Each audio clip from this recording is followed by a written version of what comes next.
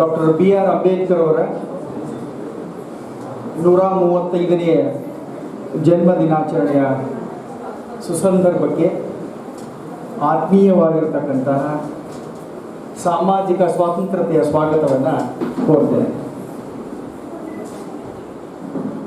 ವೇದಿಕೆ ಮೇಲೆ ಆಸೀನರಾಗಿರುವಂತಹ ಶ್ರೀ ತುಂಗಭದ್ರಾ ಶಿಕ್ಷಣ ಮಹಾವಿದ್ಯಾಲಯದ ಕಾರ್ಯದರ್ಶಿಗಳಾದಂತಹ ಮತ್ತು ಯುವ ಜನತೆಗೆ ಪ್ರೇರಣೆಯಾದಂತಹ ಯುವ ವಕೀಲರು ಹೈಕೋರ್ಟ್ ಬೆಂಗಳೂರು ಶ್ರೀ ಉತ್ಸವ ಚಂದ್ರಪ್ಪ ಅವರೇ ಮತ್ತು ಡಾಕ್ಟರ್ B.R. ಅಂಬೇಡ್ಕರ್ ಅವರ ಆದರ್ಶಗಳನ್ನು ಇಟ್ಕೊಂಡು ರಾಜಕೀಯಕ್ಕೆ ಧುಮುಕಿ ಜನಮಾನಸದಲ್ಲಿ ಸಾಕಷ್ಟು ಬದಲಾವಣೆಗಳನ್ನು ತಂದಿರುವಂತಹ ಮತ್ತು ತರಬೇಕು ಅನ್ನುವಂತಹ ತುಡಿತವನ್ನು ಇಟ್ಟುಕೊಂಡು ನಿರಂತರವಾಗಿ ಸೇವೆ ಸಲ್ಲಿಸ್ತಾ ಇರುವಂತಹ ಶ್ರೀ B.N. ಚಂದ್ರಪ್ಪ ಅವರ ಅನುಪಸ್ಥಿತಿಯಲ್ಲಿ ಅವರೆಲ್ಲರನ್ನ ನಾವು ಆದರ್ಶಪ್ರಾಯರಾಗಿ ನೋಡ್ತೇವೆ. ಅಂಥವ್ರನ್ನ ಸ್ಮರಿಸ್ಕೊಳ್ತಾ ಹಾಗೆ ಮುಖ್ಯ ಅತಿಥಿಗಳಾಗಿ ಆಗಮಿಸಿರುವಂತಹ ತರೀಕೆರೆಯ ಸಹಾಯಕ ಪ್ರಾದೇಶಿಕ ಸಾರಿಗೆ ಅಧಿಕಾರಿಯಾದಂತಹ ಶ್ರೀ ದೇವರಾಜ್ ಅವರೇ ಮತ್ತು ಯುವ ಪ್ರಾಂಶುಪಾಲರಾದಂತಹ ಶ್ರೀ ಮಿಥುನ್ ಚಕ್ರವರ್ತಿ ಅವರೇ ಹಾಗೂ ಅಂಬೇಡ್ಕರ್ ಅವರು ಕನಸು ಕಂಡಂತಹ ಯಾವ ಸಮಾಜದಲ್ಲಿ ಮಹಿಳೆಗೆ ಪ್ರಾತಿನಿಧ್ಯ ಇಲ್ವೋ, ಸಮಾನತೆ ಇಲ್ವೋ ಅಂತಹ ಸಮಾಜ ನನಗೆ ಬೇಕಾಗಿಲ್ಲ ಅನ್ನುವಂತಹ ಮಾತನ್ನು ಏನು ಅಂಬೇಡ್ಕರ್ ಹೇಳಿದ್ರು, ಆ ಮಾತು ಈಗಿನ ಕಾಲಮಾನಕ್ಕೆ ಸಾಕಷ್ಟು ಸತ್ಯವಾಗಿದೆ ಅಂತ ನಾನು ಭಾವಿಸ್ತೇನೆ. ಯಾಕೆಂದರೆ ಮಹಿಳೆಯ ಸಬಲೀಕರಣಕ್ಕೆ ಇಡೀ ಭಾರತದಲ್ಲಿ ಯಾರಾದರೂ ಅತಿ ಉತ್ಕೃಷ್ಟವಾಗಿರ್ತಕ್ಕಂತಹ ಕೊಡುಗೆಯನ್ನು ಕೊಟ್ಟಿದ್ದ ಅಂತ ನೀವು ಕಂಡುಕೊಂಡಿದ್ದೇ ಆದರೆ, ಪರಿಗಣಿಸೋದೇ ಆದರೆ ಅದು ಬೇರೆ ಯಾರೂ ಅಲ್ಲ, ಡಾಕ್ಟರ್ B.R. ಅಂಬೇಡ್ಕರ್ ಅವರು. ಅಂತಹ ಅಂಬೇಡ್ಕರ್ ಜನ್ಮ ದಿನಾಚರಣೆಯ ಕಾರ್ಯಕ್ರಮದಲ್ಲಿ ಒಬ್ಬ ಮಹಿಳೆಯರು ವಿಶೇಷವಾಗಿ ಭಾಗವಹಿಸಿ ಉದ್ಘಾಟನವನ್ನು ಅವರು ಕೂಡ ಮಾಡಿರುವಂತಹ ಪ್ರಾಂಶುಪಾಲರಾದಂತಹ ಶ್ರೀಮತಿ ಬಿಂದು ಯತೀಶ್ ಅವರೇ, ಅದರೊಂದಿಗೆ ನನ್ನ ಬಗ್ಗೆ ಸಾಕಷ್ಟು ಉತ್ತಮವಾಗಿರ್ತಕ್ಕಂತಹ ಹೃದಯಸ್ಪರ್ಶಿ ಮಾತುಗಳನ್ನಾಡಿದ ಈ ಕಾಲೇಜಿನ ಪ್ರಾಂಶುಪಾಲರಾದಂತಹ ಡಾಕ್ಟರ್ ಸಂದೀಪ್ ಅವರೇ ಮತ್ತು ಈ ಕಾಲೇಜಿನ ಎಲ್ಲ ಪ್ರಶಿಕ್ಷಕರೇ ಹಾಗೂ ಪ್ರಶಿಕ್ಷಣಾರ್ಥಿಗಳೇ, ಇವತ್ತು ನಿಜವಾಗಲೂ ಒಂದು ವಿಶೇಷವಾಗಿರ್ತಕ್ಕಂಥ ಕಾರ್ಯಕ್ರಮ ಅಂತ ನಾನು ಭಾವಿಸ್ತೇನೆ. ಕಾರಣ ಎರಡು ಮುಖ್ಯವಾಗಿರ್ತಕ್ಕಂತಹ ಕಾರ್ಯಕ್ರಮಗಳನ್ನು ತಾವು ಆಯೋಜಿಸಿದ್ದೀರ. ಒಂದು, ಡಾಕ್ಟರ್ B.R. ಅಂಬೇಡ್ಕರ್ ಅವರ 135ನೇ ಜನ್ಮ ದಿನಾಚರಣೆಯ ಅಂಗವಾಗಿ ಈ ಕಾರ್ಯಕ್ರಮವನ್ನು ಆಯೋಜಿಸಿದಿರಿ. ಅದರ ಜೊತೆಗೆ ವಿದ್ಯಾರ್ಥಿ ಸಂಘದ ಉದ್ಘಾಟನೆ ಕಾರ್ಯಕ್ರಮವು ಕೂಡ ತಾವು ಆಯೋಜಿಸಿದರು. ಅದರ ಅರ್ಥ ಹೊಸದಾಗಿ BEDಗೆ ಸೇರ್ಪಡೆಯಾಗಿರುವಂತಹ ವಿದ್ಯಾರ್ಥಿಗಳನ್ನು ಸ್ವಾಗತ ಮಾಡಿಕೊಳ್ಳುವಂಥ ಒಂದು ಕಾರ್ಯಕ್ರಮ. ಯಾಕೆ ಇದು ಒಂದು ಅವಿನಾಭಾವವಾಗಿರ್ತಕ್ಕಂತಹ ಒಂದು ವಿಶೇಷವಾದ ಕಾರ್ಯಕ್ರಮ ಅಂತ ಹೇಳೋದಾದರೆ, ಅಂಬೇಡ್ಕರ್ ಅವರ ಇಡೀ ಜೀವನವನ್ನು ನೀವು ಮೆಲುಕು ಹಾಕಿದ್ರೆ ಅವರು ಒಬ್ಬ ಆದರ್ಶವಾಗಿರ್ತಕ್ಕಂತಹ ವಿದ್ಯಾರ್ಥಿ ಅಂತ ನಮ್ಮೆಲ್ಲರಿಗೂ ಗೊತ್ತಿದೆ. ಯಾಕಂದರೆ ಅಂಬೇಡ್ಕರ್ ಅವರಿಗಿಂತ ಆದರ್ಶ ವಿದ್ಯಾರ್ಥಿ ಇಡೀ ಪ್ರಪಂಚದಲ್ಲೇ ನಿಮಗೆ ಇನ್ನೊಬ್ಬ ವಿದ್ಯಾರ್ಥಿ ಸಿಗೋದೇ ಇಲ್ಲ. ವಿದ್ಯಾಭ್ಯಾಸವನ್ನು ಹೇಗೆ ಮಾಡಬೇಕು, ಶಿಕ್ಷಕರನ್ನು ಹೇಗೆ ಬಳಸ್ಕೊಳ್ಬೇಕು, ವಿದ್ಯಾಭ್ಯಾಸಕ್ಕೆ ಸಮಯವನ್ನು ಹೇಗೆ ಮೀಸಲಿಡಬೇಕು, ಎಷ್ಟು ಗಂಟೆಗಳ ಕಾಲ ವಿದ್ಯಾಭ್ಯಾಸವನ್ನು ಮಾಡಬೇಕು ಅಂತ ಇಡೀ ಪ್ರಪಂಚಕ್ಕೆ ತೋರಿಸಿರುವಂತಹ ಆದರ್ಶ ವಿದ್ಯಾರ್ಥಿಗಳ ಸಾಲಿನಲ್ಲಿ ಮೊದಲಿಗೆ ನಿಲ್ಲುವಂಥವರೇ ಅಂಬೇಡ್ಕರ್ ಅವರು. ನಮ್ಮೆಲ್ಲರಿಗೂ ಗೊತ್ತಿದೆ, 18 ಗಂಟೆಗಳಿಗಿಂತ ಹೆಚ್ಚಿನ ಕಾಲ ಅಂಬೇಡ್ಕರ್ ಅವರು ವಿದ್ಯಾಭ್ಯಾಸವನ್ನು ಮಾಡ್ತಾ ಇದ್ರು. ಅದು ಬರೀ ಭಾರತದಲ್ಲಷ್ಟೇ ಅಲ್ಲ, ಬೇರೆ ಬೇರೆ ವಿದೇಶಗಳಿಗೆ ಹೋಗಿ ಆ ವಿದೇಶಿ ಲೈಬ್ರರಿಗಳಲ್ಲೂ ಕೂಡ ಎಷ್ಟು ಸಮಯ ಕಳೀತಾ ಇದ್ರು ಅನ್ನೋದಕ್ಕೆ ನಮಗೆ ಸಾಕಷ್ಟು ಸಾಕ್ಷಿಗಳಿವೆ ಮತ್ತು ಪುರಾವೆಗಳು ಹೇಳ್ತವೆ. ಅದಷ್ಟಲ್ಲದೆ ಶಿಕ್ಷಕರಿಂದ ಏನೆಲ್ಲ ಕಲಿಬೇಕು, ಹೇಗೆಲ್ಲ ಕಲಿಬೇಕು, ಹೇಗೆಲ್ಲ ಶಿಕ್ಷಕರನ್ನು ನಾವು ಅನುಸರಿಸಬೇಕು ಅನ್ನುವಂಥದ್ದು ಕೂಡ ಡಾಕ್ಟರ್ B.R. ಅಂಬೇಡ್ಕರ್ ಅವರಿಂದ ಕಲಿಬೇಕಾಗಿರುವಂಥದ್ದು ಬಹಳ ಮುಖ್ಯ. ಹಾಗಾಗಿ ಆದರ್ಶ ಶಿಕ್ಷಕರಾಗೋದಕ್ಕೆ ಒಂದು ಉತ್ತಮವಾಗಿರ್ತಕ್ಕಂಥ ಉದಾಹರಣೆ ಅಂದರೆ ಅಂಬೇಡ್ಕರ್ ಆಗ್ತಾರೆ. ತಾವೆಲ್ಲರೂ ವಿದ್ಯಾರ್ಥಿಗಳಾಗಿ ಇಲ್ಲಿ ಬಂದಿದ್ದೀರಿ. ಹಾಗಾಗಿ ಅಂಬೇಡ್ಕರ್ ಅವರ ಆದರ್ಶಪ್ರಾಯಗಳನ್ನು ಇಟ್ಟುಕೊಂಡು ನೀವು ವಿದ್ಯಾಭ್ಯಾಸವನ್ನು ಮಾಡಿದ್ದೇ ಆಗಿದ್ರೆ ನೀವು ನಾಳೆ ಉತ್ಕೃಷ್ಟವಾಗಿರ್ತಕ್ಕಂತಹ ಶಿಕ್ಷಕರಾಗೋದಕ್ಕೆ ಸಾಧ್ಯವಾಗುತ್ತೆ ಅನ್ನೋದು ಒಂದು. ಇನ್ನು ಎರಡನೇ ಅಂಶ ತಗೊಳ್ತೀನಿ. ನೀವೆಲ್ಲರೂ ಟೀಚರ್ಸ್ ಆಗೋದಕ್ಕೆ ಬರ್ತಾ ಇದ್ದೀರಾ, ಇಲ್ಲಿ ತರಬೇತಿಯನ್ನು ಪಡ್ಕೊಳ್ತಾ ಇದ್ದೀರಾ. ಅಂಬೇಡ್ಕರ್ ಅವರಿಗಿಂತ ದೊಡ್ಡ ಶಿಕ್ಷಕ ಇಡೀ ಪ್ರಪಂಚಕ್ಕೆ ಮತ್ತಾರು ಇಲ್ಲ ಅಂತಾನು ನಾನು ಹೇಳ್ತೇನೆ. ಯಾಕೆಂದರೆ ಅಂಬೇಡ್ಕರ್ ಅವರ ಅನುಯಾಯಿಗಳು ಬರೀ ಭಾರತಕ್ಕಷ್ಟೇ ಸೀಮಿತ ಅಲ್ಲ, ಇಡೀ ಪ್ರಪಂಚಕ್ಕೆ ಅವರು ಸೀಮಿತವಾಗಿರುವಂತಹ ವ್ಯಕ್ತಿಯಾಗಿದ್ದಾರೆ. ಯಾಕಂದರೆ ಪ್ರತಿಯೊಂದು ವಿಶ್ವವಿದ್ಯಾಲಯದಲ್ಲೂ ಕೂಡ ವಿದ್ಯಾರ್ಥಿಗಳಷ್ಟೇ ಅಲ್ಲದೆ ಪ್ರಾಧ್ಯಾಪಕರು ಕೂಡ ಅಂಬೇಡ್ಕರ್ ಅವರ ಅನುಯಾಯಿಗಳಾಗಿ ಇವತ್ತು ಅಧ್ಯಯನವನ್ನು ಮಾಡ್ತಾ ಇದ್ದಾರೆ. ಅಂಬೇಡ್ಕರ್ ಅವರ ಅನುಯಾಯಿಗಳಾಗಿ ವಿದ್ಯಾರ್ಥಿಗಳಾಗಿ ಸಂಶೋಧನೆಗಳನ್ನು ಕೈಗೊಳ್ತಾ ಇದ್ದಾರೆ. ಅಂಬೇಡ್ಕರ್ ಅವರ ಚಿಂತನೆಗಳ ಆಧಾರದ ಮೇಲೆ ತಮ್ಮ ಚಿಂತನೆಗಳನ್ನು ರೂಪಿಸ್ಕೊಳ್ತಾ ಇದ್ದಾರೆ. ಅಂಬೇಡ್ಕರ್ ಅವರ ಆದರ್ಶಗಳನ್ನು ಇಟ್ಕೊಂಡು ಸಾಮಾಜಿಕ ಸಮಸ್ಯೆಗಳಿಗೆ ಪರಿಹಾರಗಳನ್ನು ಕಂಡುಕೊಳ್ತಾ ಇದ್ದಾರೆ. ಹಾಗಾಗಿ ಅಂಬೇಡ್ಕರ್ ಅವರಿಗಿಂತ ದೊಡ್ಡ ಶಿಕ್ಷಕ ಇನ್ನೊಬ್ಬ ನಿಮಗೆ ಸಿಗಲಿಕ್ಕಿಲ್ಲ ಅಂತ. ಯಾಕಂದರೆ ಅಂಬೇಡ್ಕರ್ ಅವರು ಯಾವುದೇ ಜಾತಿ ಧರ್ಮ ಮತಕ್ಕೆ ಸಂಬಂಧಿಸಿದವರಲ್ಲ, ಅವರು ಇಡೀ ಮನುಕುಲದ ಅಭಿವೃದ್ಧಿಗೆ ಸಂಬಂಧಿಸಿದಂತಹ ಒಂದು ಮಹಾನ್ ಚೇತನ. ಹಾಗಾಗಿ ಯಾವುದೇ ಧರ್ಮ ಜಾತಿ ಲಿಂಗ ಭೇದವಿರಲಾರ್ದೆ ಇಡೀ ಭಾರತೀಯರನ್ನ ಸಮಾನತೆಯಿಂದ ಕಾಣುವಂತಹ ಮನಸ್ಥಿತಿ ಉಂಟು ಮಾಡೋದಕ್ಕೆ ಒಂದು ಸಂವಿಧಾನ ಬರೆದುಕೊಟ್ರಲ್ಲ, ಅಂತಹ ದೊಡ್ಡ ಶಕ್ತಿ, ಅಂತಹ ದೊಡ್ಡ ಗುರು ಅಂಬೇಡ್ಕರ್ ಅವರಾಗಿ ನಮಗೆ ಕಾಣ್ತಾರೆ ಅಂತ. ಹಾಗಾಗಿ ನೀವು ವಿದ್ಯಾರ್ಥಿ ಆಗೋದಾದರೆ ಅಂಬೇಡ್ಕರ್ ಥರ ವಿದ್ಯಾರ್ಥಿಯಾಗಿ, ನೀವು ಶಿಕ್ಷಕರಾಗೋದಾದರೆ ತರಗತಿಯಲ್ಲಿರುವಂತಹ ಮಕ್ಕಳನ್ನು ಯಾವುದೇ ಜಾತಿ ಭೇದ ಮತ ಲಿಂಗ ತಾರತಮ್ಯವನ್ನು ಮಾಡದೆ ಎಲ್ಲರೂ ನನ್ನವರು, ಎಲ್ಲರೂ ಭಾರತೀಯರು, ಎಲ್ಲರೂ ಈ ವಿಶ್ವಕ್ಕೆ ಸಂಬಂಧಿಸಿದಂತಹ ವ್ಯಕ್ತಿಗಳು ಅನ್ನುವ ಭಾವನೆಯಲ್ಲಿ ಸ್ವೀಕಾರ ಮಾಡಿ ಬೋಧನೆ ಮಾಡೋದಿದೆಯಲ್ಲ, ಅದು ಒಬ್ಬ ಆದರ್ಶ ಶಿಕ್ಷಕನಿಗೆ ಬೇಕಾಗಿರುವಂತಹ ಮೌಲ್ಯ. ಹಾಗಾಗಿ ಅಂತಹ ಮೌಲ್ಯವೂ ಸಹ ನಾವು ಅಂಬೇಡ್ಕರ್ ಅವರಿಂದ ಇವತ್ತು ಪಡ್ಕೊಳ್ಳೋದಕ್ಕೆ ಸಾಧ್ಯ ಇದೆ ಅಂತ ನಾನು ಹೇಳ್ತೀನಿ. ಹಾಗಾಗಿ ಅಂಬೇಡ್ಕರ್ ಅವರ ಬಗ್ಗೆ ಪ್ರತಿ ಬಾರಿ ಮಾತನಾಡುವಾಗಲೂ ಕೂಡ ಒಂದು ವಿಸ್ಮಯ ಉಂಟಾಗುತ್ತೆ ವ್ಯಕ್ತಿಯಲ್ಲಿ. ವಿಶೇಷ ಅನಿಸುತ್ತೆ. ನೀವು ಎಷ್ಟು ಸಾರಿ ಬೇಕಾದರೂ ಅಂಬೇಡ್ಕರ್ನ ಓದಿ, ಎಷ್ಟು ಸಾರಿ ಬೇಕಾದರೂ ಅಂಬೇಡ್ಕರ್ ಅವರ ಚಿಂತನೆಗಳನ್ನು ನೀವು ಮತ್ತೆ ಮೆಲುಕು ಹಾಕಿ ಅಂಬೇಡ್ಕರ್ ಅವರ ಬಗ್ಗೆ ಮಾತನಾಡೋಕ್ಕೆ ಇಳಿದಾಗ ನಿಮಗೆ ಯಾವುದೋ ಒಂದು ಹೊಸ ಎಳೆ, ಒಂದು ಹೊಸ ಅಲೆ ಉಂಟಾಗುತ್ತೆ ನಿಮ್ಮ ಚೇತನದಲ್ಲಿ. ಅದು ಅಂಬೇಡ್ಕರ್ ಇರುವಂತಹ ಒಂದು ದೊಡ್ಡ ಶಕ್ತಿ ಅಂತ. ಹಾಗಾಗಿ ಅಂತಹ ಎರಡು ಮಹಾನ್ ಸಂಗಮಗಳನ್ನು ಇವತ್ತು ನಾವು ನೋಡೋದಕ್ಕೆ ಅವಕಾಶ ಮಾಡಿಕೊಟ್ಟಿದ್ದಾರೆ ಸಂದೀಪ್ ಅವರು ಮತ್ತು ತುಂಗಭದ್ರಾ ಕಾಲೇಜಿನ ಎಲ್ಲ ಆಡಳಿತ ಮಂಡಳಿಯವರು. ಅದಕ್ಕೆ ವಿಶೇಷವಾಗಿ ನಾನು ಧನ್ಯವಾದಗಳನ್ನು ತಿಳಿಸ್ತೇನೆ.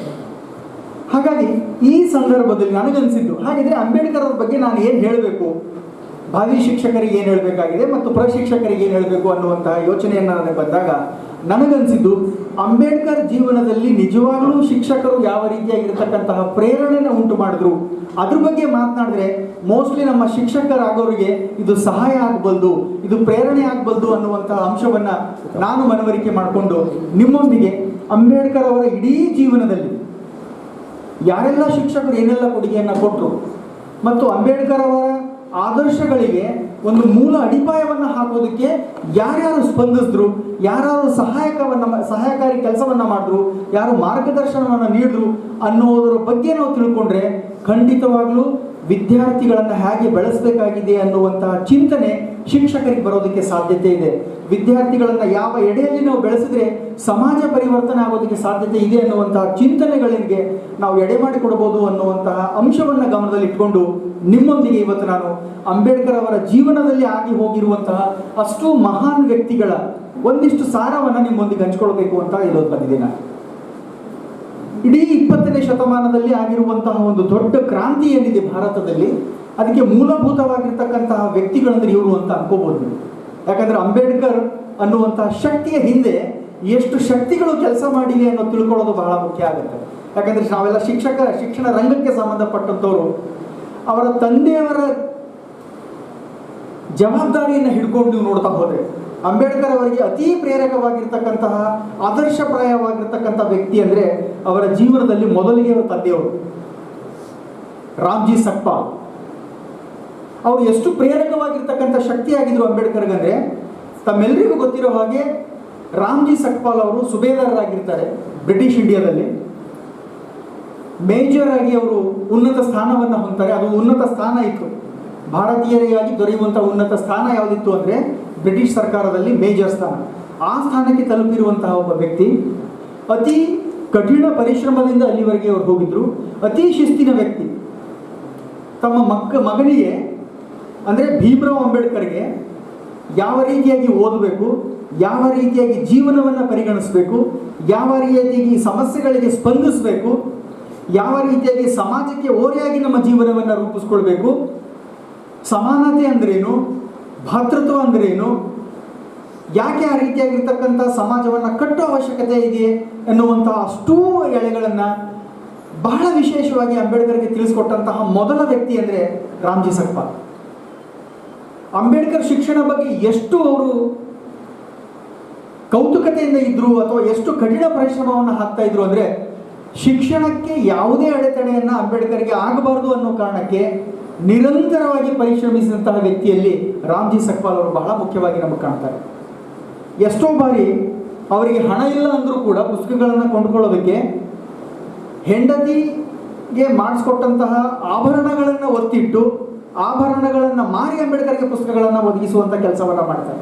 ಅಂದರೆ ತಮ್ಮ ಮಗ ಏನು ಕಲಿಬೇಕು, ಯಾಕೆ ವಿದ್ಯಾಭ್ಯಾಸವನ್ನು ಹೊಂದಬೇಕು, ಯಾಕೆ ಹೀಗೇ ಇರಬೇಕು ಅನ್ನುವಂತಹ ಕ್ಲಿಯರ್ ಆಗಿರುವ ಒಂದು ವಿಷನನ್ನು ರಾಮ್ಜಿ ಸಕ್ಪಾಲ್ ಅವರು ಅಂಬೇಡ್ಕರ್ ಅವರಿಗೆ ಹಾಕಿಕೊಟ್ಟಿದ್ರು ಅನ್ನೋದನ್ನು ನಾವು ಅರ್ಥ ಮಾಡ್ಕೋಬೇಕು. ಅದ್ರ ಜೊತೆಗೆ ರಾಮ್ಜಿ ಸಕ್ಪಾಲ್ ಅವರು ಟೀಚರ್ ಟ್ರೈನಿಂಗ್ ಕೂಡ ಪಡ್ಕೊಂಡಿದ್ರು. ಇದು ಭಾಳಷ್ಟು ಜನರಿಗೆ ಗೊತ್ತಿಲ್ಲ. He was A train teacher. ನೋಡಿ, ಒಬ್ಬ ಶಿಕ್ಷಕನಿಗೆ ತನ್ನ ಮಕ್ಕಳಿಗೆ ಅಥವಾ ತನ್ನ ವಿದ್ಯಾರ್ಥಿಗಳಿಗೆ ಹೇಗೆ ಬೆಳೆಸಬೇಕು ಅನ್ನೋ ಕ್ಲಾರಿಟಿ ಇರುತ್ತೆ ಅನ್ನೋದಕ್ಕೆ ನಾವು ತರಬೇತಿಯನ್ನು ಪಡ್ಕೊಳ್ಳೋದಕ್ಕೆ ಕಳಿಸ್ತೀವಿ ಅಥವಾ ತರಬೇತಿಯನ್ನು ನೀಡ್ತೀವಿ. ಅಂತಹ ರಾಮ್ಜಿ ಸಕ್ಪಾಲ್ ಮನೆಯಲ್ಲಿ ಕೂಡ ವಿಶೇಷವಾಗಿ ಸಂತ ತುಕಾರಾಮರ ಕಥೆಗಳನ್ನು ಹೇಳ್ತಾ ಇದ್ರು, ಸಂತ ತುಕಾರಾಮರ ಸಂಗೀತಗಳನ್ನು ಹೇಳ್ಕೊಡ್ತಾ ಇದ್ರು, ಆಮೇಲೆ ಕಬೀರರ ದೋಹೆಗಳನ್ನು ಹೇಳ್ಕೊಡ್ತಾ ಇದ್ರು. ಯಾಕೆ ಸಂತ ತುಕಾರಾಮ ಮತ್ತು ಕಬೀರರ ದೋಹೆಗಳನ್ನು ಹೇಳ್ಕೊಡ್ತಾ ಇದ್ರು ಅಂದರೆ, ಮಾನವರೆಲ್ಲರೂ ಒಂದೇ, ಮನುಷ್ಯರ ಮುಂದೆ ಜಾತಿ ಧರ್ಮ ಅನ್ನುವಂತಹ ವ್ಯತ್ಯಾಸಗಳು ಇರಬಾರ್ದು, ಲಿಂಗ ತಾರತಮ್ಯ ಇರಬಾರ್ದು, ಎಲ್ಲರನ್ನ ಸಮಾನವಾಗಿ ಕಾಣುವಂತಹ ಮನಸ್ಥಿತಿ ಹೊಂದಿರುವಂತಹ ಫಿಲಾಸಫಿನ ಅಂಬೇಡ್ಕರ್ಗೆ ಹೇಳ್ಕೊಟ್ಟಂತಹ ಮೊದಲ ವ್ಯಕ್ತಿ ಯಾರಾದರೂ ಆಗಿದ್ರೆ ಅದು ರಾಮ್ಜಿ ಸಕ್ಪಾಲ್. ಯಾವಾಗ ಮನೆಯಲ್ಲೇ ಈ ಸ್ಟ್ರಾಂಗ್ ಫೌಂಡೇಶನ್ ಬೀಳುತ್ತೋ ಖಂಡಿತವಾಗಲೂ ಮಕ್ಕಳು ಬೆಳೆಯುವ ರೀತಿನೇ ಬೇರೆಯಾಗಿರುತ್ತೆ ಅನ್ನೋದಕ್ಕೆ ಒಂದು ದೊಡ್ಡ ಸಾಕ್ಷಿ ಅಂದರೆ ಡಾಕ್ಟರ್ BR ಅಂಬೇಡ್ಕರ್ ಅವರು. ಇಷ್ಟಲ್ಲದೆ ಬಾಂಬೆಗೆ ಅವರು ಸತಾರದಿಂದ ಬಾಂಬೆಗೆ ಬರ್ತಾರೆ. ಬಾಂಬೆಗೆ ಬಂದಾಗ ಎಲ್ಫಿನ್ಸ್ಟನ್ ಸ್ಕೂಲಲ್ಲಿ ಅಡ್ಮಿಷನ್ ಸಿಗುತ್ತೆ ಅಂಬೇಡ್ಕರ್ಗೆ. ಅದು ಒಂದು ದೊಡ್ಡ ಪ್ರಭಾವವನ್ನು ಬೀರೋದಕ್ಕೆ ಸಾಧ್ಯ ಆಯಿತು ಅಂತ. ಯಾಕಂದರೆ ಆಗಿನ ಕಾಲದಲ್ಲಿ ಎಲ್ಫಿನ್ಸ್ಟನ್ ಸ್ಕೂಲ್ ಏನಿದೆ, ಹೈಸ್ಕೂಲು, ಅದು ತುಂಬ ಉತ್ಕೃಷ್ಟವಾಗಿರತಕ್ಕಂಥ ಶಾಲೆ ಅಂತ ಪರಿಗಣಿಸ್ತಾ ಇತ್ತು. ಒಳ್ಳೊಳ್ಳೆ ಟೀಚರ್ಸ್ಗಳಲ್ಲಿ ಪಾಠ ಮಾಡ್ತಾ ಇದ್ರು. ಹಾಗಾಗಿ ಅಂತಹ ಶಿಕ್ಷಣವೇ ಸಿಗಬೇಕು ನನ್ನ ಮಗನಿಗೆ ಅಂತೇಳಿ ಒಳ್ಳೆಯ ಶಾಲೆಗೆ ಸೇರಿಸುವಂತಹ ಕೆಲಸವೂ ಕೂಡ ರಾಮ್ಜಿ ಸಕ್ಪಾಲ್ ಮಾಡ್ತಾರೆ. ಅದರ ಜೊತೆಗೆ ಅವರ ಆಸೆ ಬರೀ ಪ್ರೈಮರಿ ಸೆಕೆಂಡರಿ ಎಜುಕೇಷನ್ ತಗೊಳ್ಳೋದಷ್ಟೇ ಆಗಿರಲಿಲ್ಲ. ನನ್ನ ಮಗ ಅತೀ ಉತ್ಕೃಷ್ಟವಾಗಿರತಕ್ಕಂತಹ ಉನ್ನತ ಪದವಿಯನ್ನು ಪಡ್ಕೋಬೇಕು ಮತ್ತು ಸಮಾಜಕ್ಕೆ ಇರುವಂತಹ ಕಳಂಕವನ್ನು ತೊಲಗಿಸುವಲ್ಲಿ ಅವನು ಸಹಾಯ ಮಾಡಬೇಕು, ಅವನು ಮುಂದೆ ನಿಂತ್ಕೋಬೇಕು ಅನ್ನುವಂತಹ ವಿಷನನ್ನು ಹಾಕೊಂಡಿರುವಂಥ ವ್ಯಕ್ತಿ ರಾಮ್ಜಿ ಸಕ್ಪಾಲರಾಗಿತ್ತು. ಸೊ ಹಾಗಾಗಿ ಅಂತಹ ಆದರ್ಶಪ್ರಾಯರಾಗಿರ್ತಕ್ಕಂತಹ ತಂದೆಯ ಮಗನಾಗಿ ಅಂತಹ ಶಿಕ್ಷಕನ ಸ್ಥಾನದಲ್ಲಿ ನಿಂತ್ಕೊಂಡು ಕಲಿಸಿರುವಂಥದ್ದು ಇದೆಯಲ್ಲ ರಾಮ್ಜಿ ಸಕ್ಪಾಲ್ ಅವರು, ಅದು ಮೊದಲು ನಾವೆಲ್ಲರೂ ನೆನಪಿಸ್ಕೊಳ್ಬೇಕಾಗಿರುವಂತಹ ಕೆಲಸ. ಅದಾದಮೇಲೆ ಎರಡನೇ ಮುಖ್ಯವಾಗಿರ್ತಕ್ಕಂಥ ವ್ಯಕ್ತಿ ನಮಗೆ ಕಂಡು ಬರೋದು ಕೃಷ್ಣಾಜಿ ಕೇಶವ್ ಅಂಬೇಡ್ಕರ್ ಅಂತ. ಇವರು ಯಾರು ಅಂದರೆ, ಇವರು ಕೂಡ ಶಿಕ್ಷಕರೇ. ಇವರು ಸತಾರದಲ್ಲಿರುವಂತಹ ಪ್ರತಾಪ್ ಸಿಂಹ ಪ್ರೌಢಶಾಲೆಗೆ ಅಡ್ಮಿಷನ್ ಆಗುತ್ತೆ ಅಂಬೇಡ್ಕರ್ಗೆ. ಅಲ್ಲಿ ಇವರು ಮರಾಠಿ ಶಿಕ್ಷಕರಾಗಿ ಅಂಬೇಡ್ಕರ್ಗೆ ಬೋಧನೆಯನ್ನು ಮಾಡ್ತಿರ್ತಾರೆ. ತಮ್ಮೆಲ್ಲರಿಗೂ ಗೊತ್ತಿರೋ ಹಾಗೆ ಜಾತೀಯತೆಯ ಪ್ರಭಾವ ಎಷ್ಟಿತ್ತು ಆಗಿನ ಕಾಲಕ್ಕೆ ಅಂದರೆ, ಕೆಳಜಾತಿಯ ವಿದ್ಯಾರ್ಥಿಗಳು ಮೇಲ್ಜಾತಿಯ ವಿದ್ಯಾರ್ಥಿಗಳೊಂದಿಗೆ ಮಾತನಾಡೋ ದೂರುಳಿತು, ಹತ್ರ ಬರೋ ಹಾಗೂ ಇರಲಿಲ್ಲ. ಇನ್ನು ಕುಳಿತುಕೊಳ್ಳೋದು, ಆಟ ಆಡೋದು, ಜೊತೆ ಕಲಿಯುವಂತಹ ಪ್ರಶ್ನೆನೇ ಬರ್ತಿರಲಿಲ್ಲ. ಕ್ಲಾಸ್ ರೂಮಿನಿಂದ ಹೊರಗಡೆ ಕೂತ್ಕೋಬೇಕಾಗಿತ್ತು. ಕಿಟಕಿಯಿಂದ ಕೇಳುವಂಥ ಎಷ್ಟೋ ಸಂದರ್ಭಗಳು ಒದಗಿ ಬರ್ತಾ ಇದ್ವು ಪಾಠವನ್ನು. ಅಥವಾ ಅವರಿಗೆ ಬೇರೆ ಗೋಣಿ ಚೀಲವನ್ನು ತಗೊಂಡು ಬಂದು ಮನೆಯಿಂದ ತರಗತಿಗಳಲ್ಲಿ ಕೂತ್ಕೊಂಡು ಪಾಠವನ್ನು ಕೇಳಬೇಕಾಗಿತ್ತು. ಇಂಥ ಅಮಾನವೀಯ ಸ್ಥಿತಿಯಲ್ಲಿ ಒಬ್ಬ ಬ್ರಾಹ್ಮಣ ಶಿಕ್ಷಕ ಅಂಬೇಡ್ಕರ್ ಅವರ ವಿಶೇಷವಾಗಿರ್ತಕ್ಕಂತಹ ಪ್ರತಿಭೆಯನ್ನು ಪರಿಗಣಿಸಿ ಈ ವಿದ್ಯಾರ್ಥಿಗೆ ಈ ರೀತಿಯಾಗಿರ್ತಕ್ಕಂತಹ ಅವಮಾನ ಮಾಡಿದ್ರೆ ತಪ್ಪಾಗುತ್ತೆ. ಯಾಕೆಂದರೆ ಆ ವಿದ್ಯಾರ್ಥಿಯಲ್ಲಿ ವಿಶೇಷವಾಗಿರ್ತಕ್ಕಂಥ ಸಾಮರ್ಥ್ಯ ಇದೆ.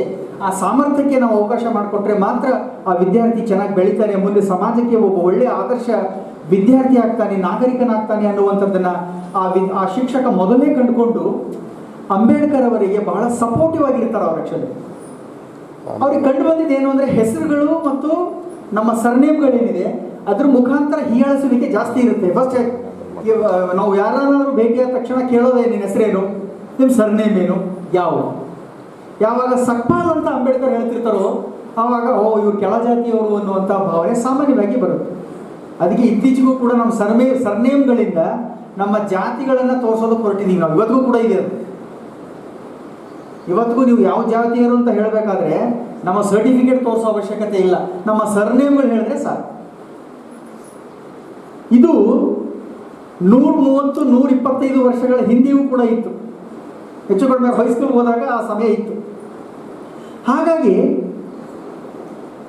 ಈ ಕೃಷ್ಣಾಜಿ ಕೇಶವ್ ಅಂಬೇಡ್ಕರ್ ಅವ್ರು ಏನು ಮಾಡ್ತಾರೆ ಅಂದರೆ, ನಿನ್ನ ಸಕ್ಪಾಲ್ ಅನ್ನುವಂಥ ಸರ್ನೇಮನ್ನು ಇಟ್ಟರೆ ನಿಮ್ಗೆ ಹೀಯಾಳಿಕೆ ಆಗುತ್ತೆ, ಎಲ್ಲರೂ ನಿನಗೆ ಹೀಯಾಳಿಸ್ತಾರೆ ಜಾತಿ ಆಧಾರದ ಮೇಲೆ, ಸರ್ನೇಮನ್ನು ಚೇಂಜ್ ಮಾಡ್ತೀನಿ ಅಂತ ಹೇಳಿ ಅವರ ಊರಿನ ಹೆಸರು ಅಂಬೇವಾಡ್ಕರ್ ಅಂತ ಅಂಬೇಡ್ಕರ್.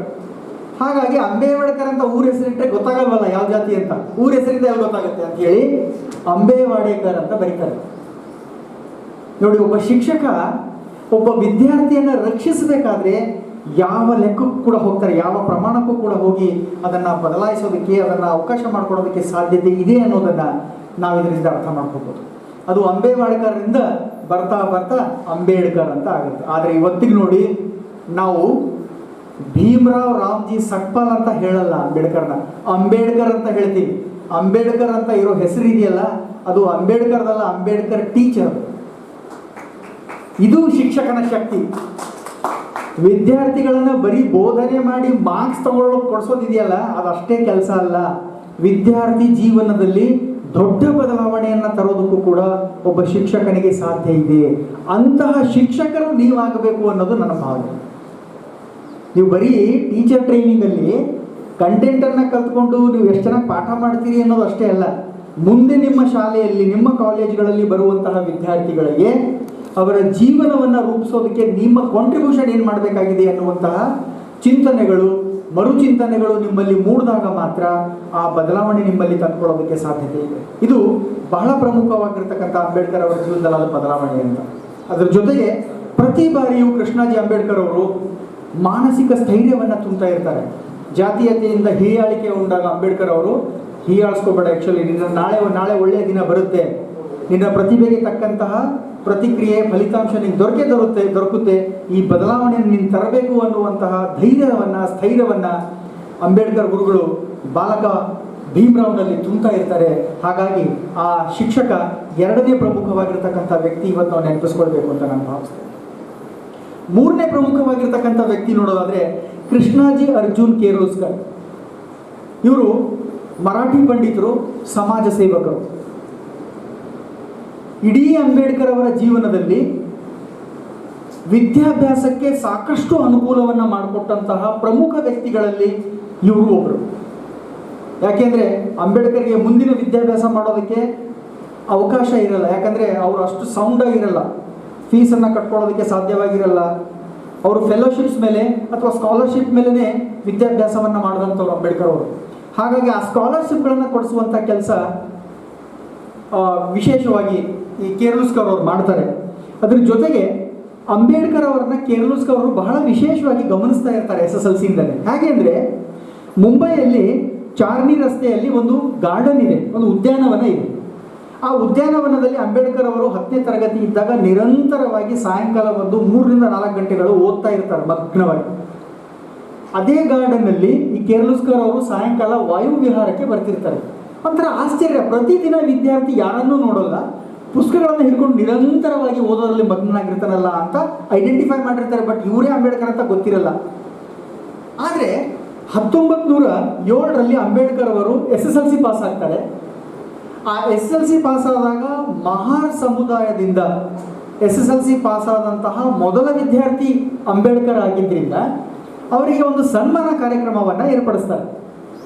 ಈಗ ಸಾಮಾನ್ಯವಾಗಿ ನಾವು ಮಾಡ್ತೀವಿ, ನಮ್ಮ ಕಾಲೇಜಿಂದ ಯಾರಾದರೂ ಹೈಯೆಸ್ಟ್ ಮಾರ್ಕ್ಸ್ ತೊಗೊಂಡ್ರೆ ಅಥವಾ ಪಾಸ್ ಆದರೆ ಅವರಿಗೆ ಸನ್ಮಾನ ಮಾಡೋದು, ಅಥವಾ ಜಾತಿ ಆಧಾರಿತ ಗುಂಪುಗಳಿದ್ದಾಗ ಅವ್ರ ಜಾತಿಯಲ್ಲಿ ಇದು ಪಾಸ್ ಆದರು ಅಂತ ಮಾಡುವಂಥದ್ದು. ಸೊ ಆವಾಗ ಮಹಾರ್ ಸಮುದಾಯದಲ್ಲಿ ಯಾರೂ ಓದೇ ಇರಲ್ಲ ಅಲ್ಲಿವರೆಗೆ. ಅಂಥವರಲ್ಲಿ ಅಂಬೇಡ್ಕರ್ ಪಾಸ್ ಆಗಿರೋದು ದೊಡ್ಡ ಹೆಮ್ಮೆಯ ವಿಷಯ. ಎಲ್ರಿಗೂ ಒಂದು ಸನ್ಮಾನ ಕಾರ್ಯಕ್ರಮ ಮಾಡೋಣ ಅನ್ನುವಂತಹ ಕಾರ್ಯಕ್ರಮಕ್ಕೆ ವಿಶೇಷವಾಗಿ ಮುಖ್ಯ ಅತಿಥಿಗಳಾಗಿ ಕೇರ್ಲಸ್ಕರನ್ನು ಕರೀತಾರೆ. ಯಾಕಂದರೆ ಸಮಾಜ ಸುಧಾರಣೆ ಮಾಡುವಂಥವ್ರು, ತಳ ಸಮುದಾಯಗಳಿಗೆ ಯಾವತ್ತೂ ಅವರು ಹೋರಾಟವನ್ನು ಮಾಡ್ತಾ ಇರ್ತಾರೆ, ಅವರ ಕೂಗಿಗೆ ಒಂದು ಸ್ಪಂದಿಸ್ತಾ ಇರ್ತಾರೆ, ಸಮಾಜದಲ್ಲಿ ಪರಿವರ್ತನೆಗೊಳ್ಳಬೇಕು ಅನ್ನುವಂಥದ್ದನ್ನು ಬಯಸ್ತಾ ಇರ್ತಾರೆ.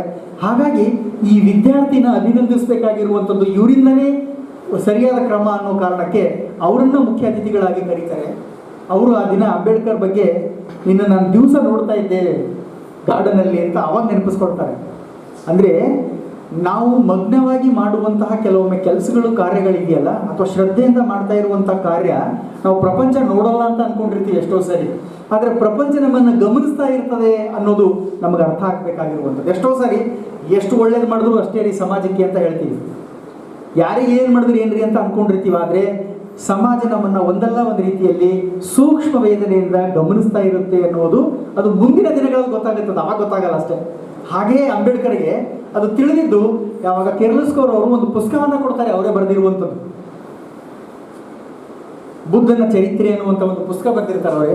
ಆ ಪುಸ್ತಕವನ್ನು ಅಂಬೇಡ್ಕರ್ ಕೊಡ್ತಾರೆ. ಆ ಪುಸ್ತಕ ಎಷ್ಟು ಪ್ರಭಾವ ಬೀರುತ್ತೆ ಅಂಬೇಡ್ಕರ್ ಮೇಲೆ ಅಂದರೆ, ಇಡೀ ಬುದ್ಧಿಸಮನ್ನು ಯಾವಾಗ ಅವರು ಆವರಿಸ್ಕೊಳ್ತಾರೋ, ಅನುಸರಿಸಕ್ಕೆ ಶುರು ಮಾಡ್ತಾರೋ, ಮತ್ತು ಇಡೀ ಭಾರತೀಯರಿಗೆ ಬುದ್ಧಿಸಮೇ ಶ್ರೇಷ್ಠವಾಗಿರ್ತಕ್ಕಂಥ ಧರ್ಮ ಅನ್ನೋ ಮಟ್ಟಿಗೆ ಹೇಳ್ತಾರೋ, ಅದರ ಮೂಲಭೂತವಾಗಿರ್ತಕ್ಕಂತಹ ಅಡಿಪಾಯ ಎಲ್ಲಿ ಹಾಕಿದ್ದು ಅಂದರೆ ಕಿರ್ಲಸ್ಕರ್ ಅವರು ಕೊಟ್ಟಿರುವಂಥ ಒಂದು ಪುಸ್ತಕ. ಸೊ ಹಾಗಾಗಿ ಅಂಬೇಡ್ಕರ್ ಅವರ ಜೀವನದಲ್ಲಿ ಒಂದು ದೊಡ್ಡ ಬದಲಾವಣೆಯನ್ನು ತರೋದಕ್ಕೆ ಸಾಧ್ಯವಾಗಿರುವಂಥ ಇನ್ನೊಬ್ಬ ಮುಖ್ಯವಾಗಿರ್ತಕ್ಕಂಥ ವ್ಯಕ್ತಿ ಅಂದರೆ ಕೃಷ್ಣಾಜಿ ಕಿರ್ಲಸ್ಕರ್. ಅವ್ರನ್ನೂ ಕೂಡ ಇವತ್ತು ನಾವು ನೆನಪಿಸ್ಕೊಳ್ಬೇಕಾಗಿರುವಂಥದ್ದು. ಅದರ ಜೊತೆಗೆ ನಾಲ್ಕನೇ ಮುಖ್ಯವಾಗಿರ್ತಕ್ಕಂತಹ ಇನ್ನೊಬ್ಬ ವ್ಯಕ್ತಿ ಅಂದರೆ ಪ್ರೊಫೆಸರ್ ಮುಲ್ಲರ್. ಇವರೆಲ್ಲಿ ಅಂದರೆ ಎಲ್ಫಿನ್ಸ್ಟನ್ ಕಾಲೇಜ್ಗೆ ಸೇರ್ತಾರೆ ಅವರು. ಅಲ್ಲಿಯೂ ಕೂಡ ಅದೇ ಜಾತೀಯತೆಯ ತಾರತಮ್ಯ, ಅವಮಾನಕರ ಘಟನೆಗಳು ನಡೀತಾನೆ ಇರ್ತವೆ. ಆದರೆ ಅದೇ ರೀತಿಯಾಗಿ ಇಲ್ಲಿಯೂ ಇರತಕ್ಕಂತಹ ಪ್ರೊಫೆಸರ್ ವಿದ್ಯಾರ್ಥಿನ ನೋಡ್ತಾರೆ, ವಿದ್ಯಾರ್ಥಿಯ ಚಾಕಚಕ್ಯತೆಯನ್ನು ನೋಡ್ತಾರೆ, ಚಾಣಾಕ್ಷತೆಯನ್ನು ನೋಡ್ತಾರೆ, ಕಲಿಯುವಲ್ಲಿ ಇರತಕ್ಕಂತಹ ಒಂದು ದೃಢತೆಯನ್ನು ಕಂಡುಕೊಂಡ್ಮೇಲೆ ಈ ವಿದ್ಯಾರ್ಥಿಗೆ ನಾನು ಸಪೋರ್ಟ್ ಮಾಡಬೇಕು ಅನ್ನೋ ಕಾರಣಕ್ಕೆ ಆ ವಿದ್ಯಾರ್ಥಿಗೆ ಊಟವನ್ನು ತಂದುಕೊಡುವಂಥ ಕೆಲಸವನ್ನು ಮಾಡ್ತಾರೆ. ಆದಷ್ಟು ಆ ಥರ ಅವಮಾನಕರ ಘಟನೆಗಳು ನಡೀದೇ ಇರೋ ಹಾಗೆ ತಡೀತಾರೆ. ಅದ್ರ ಜೊತೆಗೆ ಎಷ್ಟೋ ಬಾರಿ ಅಂಬೇಡ್ಕರ್ ಹರಿದಿರುವಂತಹ ಬಟ್ಟೆಗಳನ್ನು ಹಾಕೊಂಡು ಹೋದಾಗ ಆ ಮುಲ್ಲರ್ ಅನ್ನುವಂತಹ ಪ್ರೊಫೆಸರ್ ಬಟ್ಟೆಗಳನ್ನು ಕೊಡಿಸ್ತಾರೆ. ನೋಡಿ, ಒಬ್ಬ ಶಿಕ್ಷಕ ಏನೆಲ್ಲ ಮಾಡ್ಬೋದು. ನಿಮ್ಗೆ ಇನ್ನೊಂದು ವಿಶೇಷ ಗೊತ್ತಿರಲಿ, ಅಂಬೇಡ್ಕರ್ ಅನ್ನುವಂತಹ ಒಬ್ಬ ಮಹಾನ್ ವಿದ್ಯಾರ್ಥಿ ಕಾಲೇಜ್ ಹೋದಾಗಲೂ ಕೂಡ ಅಲ್ಲಿರುವಂತಹ ಕ್ಯಾಂಟೀನ್ ನಡೆಸ್ತಿದ್ನಲ್ಲ, ಅವನು ಟೀ ಕೊಡಲ್ಲ ಅಂಬೇಡ್ಕರ್ಗೆ. ಯಾಕೆಂದರೆ ನೀನು ಕೆಳ ಸಮುದಾಯದವರು ಅಂತ, ಅಸ್ಪೃಶ್ಯ ನೀನು, ಹಾಗಾಗಿ ನೀನು ವಿದ್ಯೆಯಲ್ಲಿ ಮುಂದಿರ್ಬೋದು, ಆದರೆ ನಾನು ನಿನಗೆ ಮುಟ್ಟಿಕೊಳ್ಳುವಂತಹ ಪ್ರಮೇಯನೇ ಬರಲ್ಲ ಅನ್ನೋ ಕಾರಣಕ್ಕೆ ಅಲ್ಲಿಯೂ ಕೂಡ ಅವಮಾನಕರ ಸ್ಥಿತಿಗಳನ್ನು ಅಂಬೇಡ್ಕರ್ ಅವರು ಅನುಭವಿಸ್ತಾರೆ. ಅಂದರೆ ವಿದ್ಯಾರ್ಥಿಗಳು ಕ್ಲಾಸಿಗೆ ಬರೋದಿದೆಯಲ್ಲ, ಅದು ಬರೀ ಎಲ್ಲ ರೆಡಿಯಾಗಿ ಕಲಿಯಕ್ಕೆ ಬರ್ತಾರೆ ಅನ್ನುವಂತಹ ಭ್ರಮೆಯಲ್ಲಿ ಶಿಕ್ಷಕರು ಇರಬಾರ್ದು. ಇವತ್ತು ವಿದ್ಯಾರ್ಥಿಗಳು ಬೇರೆ ಬೇರೆ ಕುಟುಂಬಗಳಿಂದ, ಬೇರೆ ಬೇರೆ ಸಾಮಾಜಿಕ ಹಿನ್ನೆಲೆಗಳಿಂದ ಕ್ಲಾಸಿಗೆ ಬಂದಾಗ ಅವರನ್ನು ನಾವು ಸರಿದೂಗಿಸಿ ಸಾಧ್ಯವಾಗುವಷ್ಟು ಸಮಸ್ಯೆಗಳಿಗೆ ಸ್ಪಂದಿಸಿ ಅವ್ರನ್ನ ತಿಳಿಗೊಳಿಸಿ ಪಾಠ ಮಾಡೋದಿದೆಯಲ್ಲ, ಅದು ಮುಖ್ಯವಾಗಿರ್ತಕ್ಕಂಥ ಶಿಕ್ಷಕನ ಕಾರ್ಯ ಆಗುತ್ತೆ. ಅದರ ಜೊತೆಗೆ ಅವರ ಕಲಿಕೆಯಲ್ಲಿ ಏನಾದರೂ ತೊಂದರೆಗಳು ಉಂಟಾದರೆ ಅದು ಬರೀ ಬೌದ್ಧಿಕ ತೊಂದರೆಗಳಷ್ಟೇ ಅಲ್ಲ, ಮಾನಸಿಕ, ಸಾಮಾಜಿಕ ಮತ್ತು ಸಾಂಸ್ಕೃತಿಕ ತೊಂದರೆಗಳು ಉಂಟಾದಾಗಲೂ ಕೂಡ ಶಿಕ್ಷಕರು ಅವ್ರ ಜೊತೆ ನಿಂತ್ಕೋಬೇಕಾಗಿರುವಂಥದ್ದು ಅಂಬೇಡ್ಕರ್ ಮತ್ತು ಅಂಬೇಡ್ಕರ್ ಅವರ ಶಿಕ್ಷಕರಿಂದ ನಾವು ಕಲಿಬೇಕಾದಂಥದ್ದಿದೆ ಇವತ್ತಿಗೆ. ಸೊ ಅಂತಹ ಮುಲ್ಲರ್ ಅವರು ಬಹಳ ಪ್ರೇರಣೆಯನ್ನು ಕೊಟ್ಟು ಅಂಬೇಡ್ಕರ್ ಅವರಿಗೆ ಮುಂದೆ ಕಲಿಯೋದಕ್ಕೆ ಅವಕಾಶವನ್ನು ಮಾಡಿಕೊಡ್ತಾರೆ. ಅದಾದ ಮೇಲೆ ಅಂಬೇಡ್ಕರ್ ಅವರ ಜೀವನದಲ್ಲಿ ಅತೀ ಪ್ರಮುಖವಾಗಿರ್ತಕ್ಕಂತಹ ಪ್ರಭಾವಶಾಲಿ ವ್ಯಕ್ತಿ ಅಂದರೆ ಬರೋಡಾದ ಸಯ್ಯಾಜಿ ಗಾಯಕ್ವಾಡ್ ಮಹಾರಾಜರು. ಯಾಕೆಂದರೆ ಅಂಬೇಡ್ಕರ್ ಅಂಡರ್ ಗ್ರ್ಯಾಜುಯೇಷನ್ ಹೋಗೋದಕ್ಕೆ ಫೆಲೋಶಿಪ್ಪನ್ನು ಕೊಟ್ಟಿರುವಂತಹ ವ್ಯಕ್ತಿ ಬರೋಡಾದ ಮಹಾರಾಜರು. ಪ್ರತಿ ತಿಂಗಳಿಗೆ 25 ರೂಪಾಯಿಯ ಒಂದು ಫೆಲೋಶಿಪ್ಪನ್ನು ಇಡ್ತಾರೆ. ಮೊದಲನೇ ಬಾರಿಗೆ ಇಂಟ್ರೊಡ್ಯೂಸ್ ಮಾಡ್ತಾರೆ ಅವರು. ಯಾರು ಜಾಣರಿದ್ದಾರೋ, ಯಾರು ಆಸಕ್ತಿದಾಯಕವಾಗಿ ಕಲಿಯೋದಕ್ಕೆ ಇಷ್ಟಪಡ್ತಾರೋ ಅಂಥವರಿಗೆ 4 ಜನರಿಗೆ ನಾನು ಫೆಲೋಶಿಪ್ ಕೊಡ್ತೀನಿ ಅಂತ ಹೇಳಿ ಫೆಲೋಶಿಪ್ ಇಡ್ತಾರೆ. ಆಗ ಸಹಾಯಕ್ಕೆ ಬಂದವರು ಕಿರ್ಲುಸ್ಕರ್ ಅವರು. ಯಾಕಂದರೆ ಕಿರ್ಲುಸ್ಕರ್ ಅವರು ಸಯ್ಯಾಜಿರಾವ್ ಗಾಯಕ್ವಾಡ್ ಮಹಾರಾಜರಿಗೆ ಸ್ವಲ್ಪ ಆತ್ಮೀಯರಿರ್ತಾರೆ. ಹಾಗಾಗಿ ಅಂಬೇಡ್ಕರ್ ಅವರನ್ನ ಕರ್ಕೊಂಡು ಹೋಗ್ತಾರೆ ಅವ್ರ ಹತ್ರ.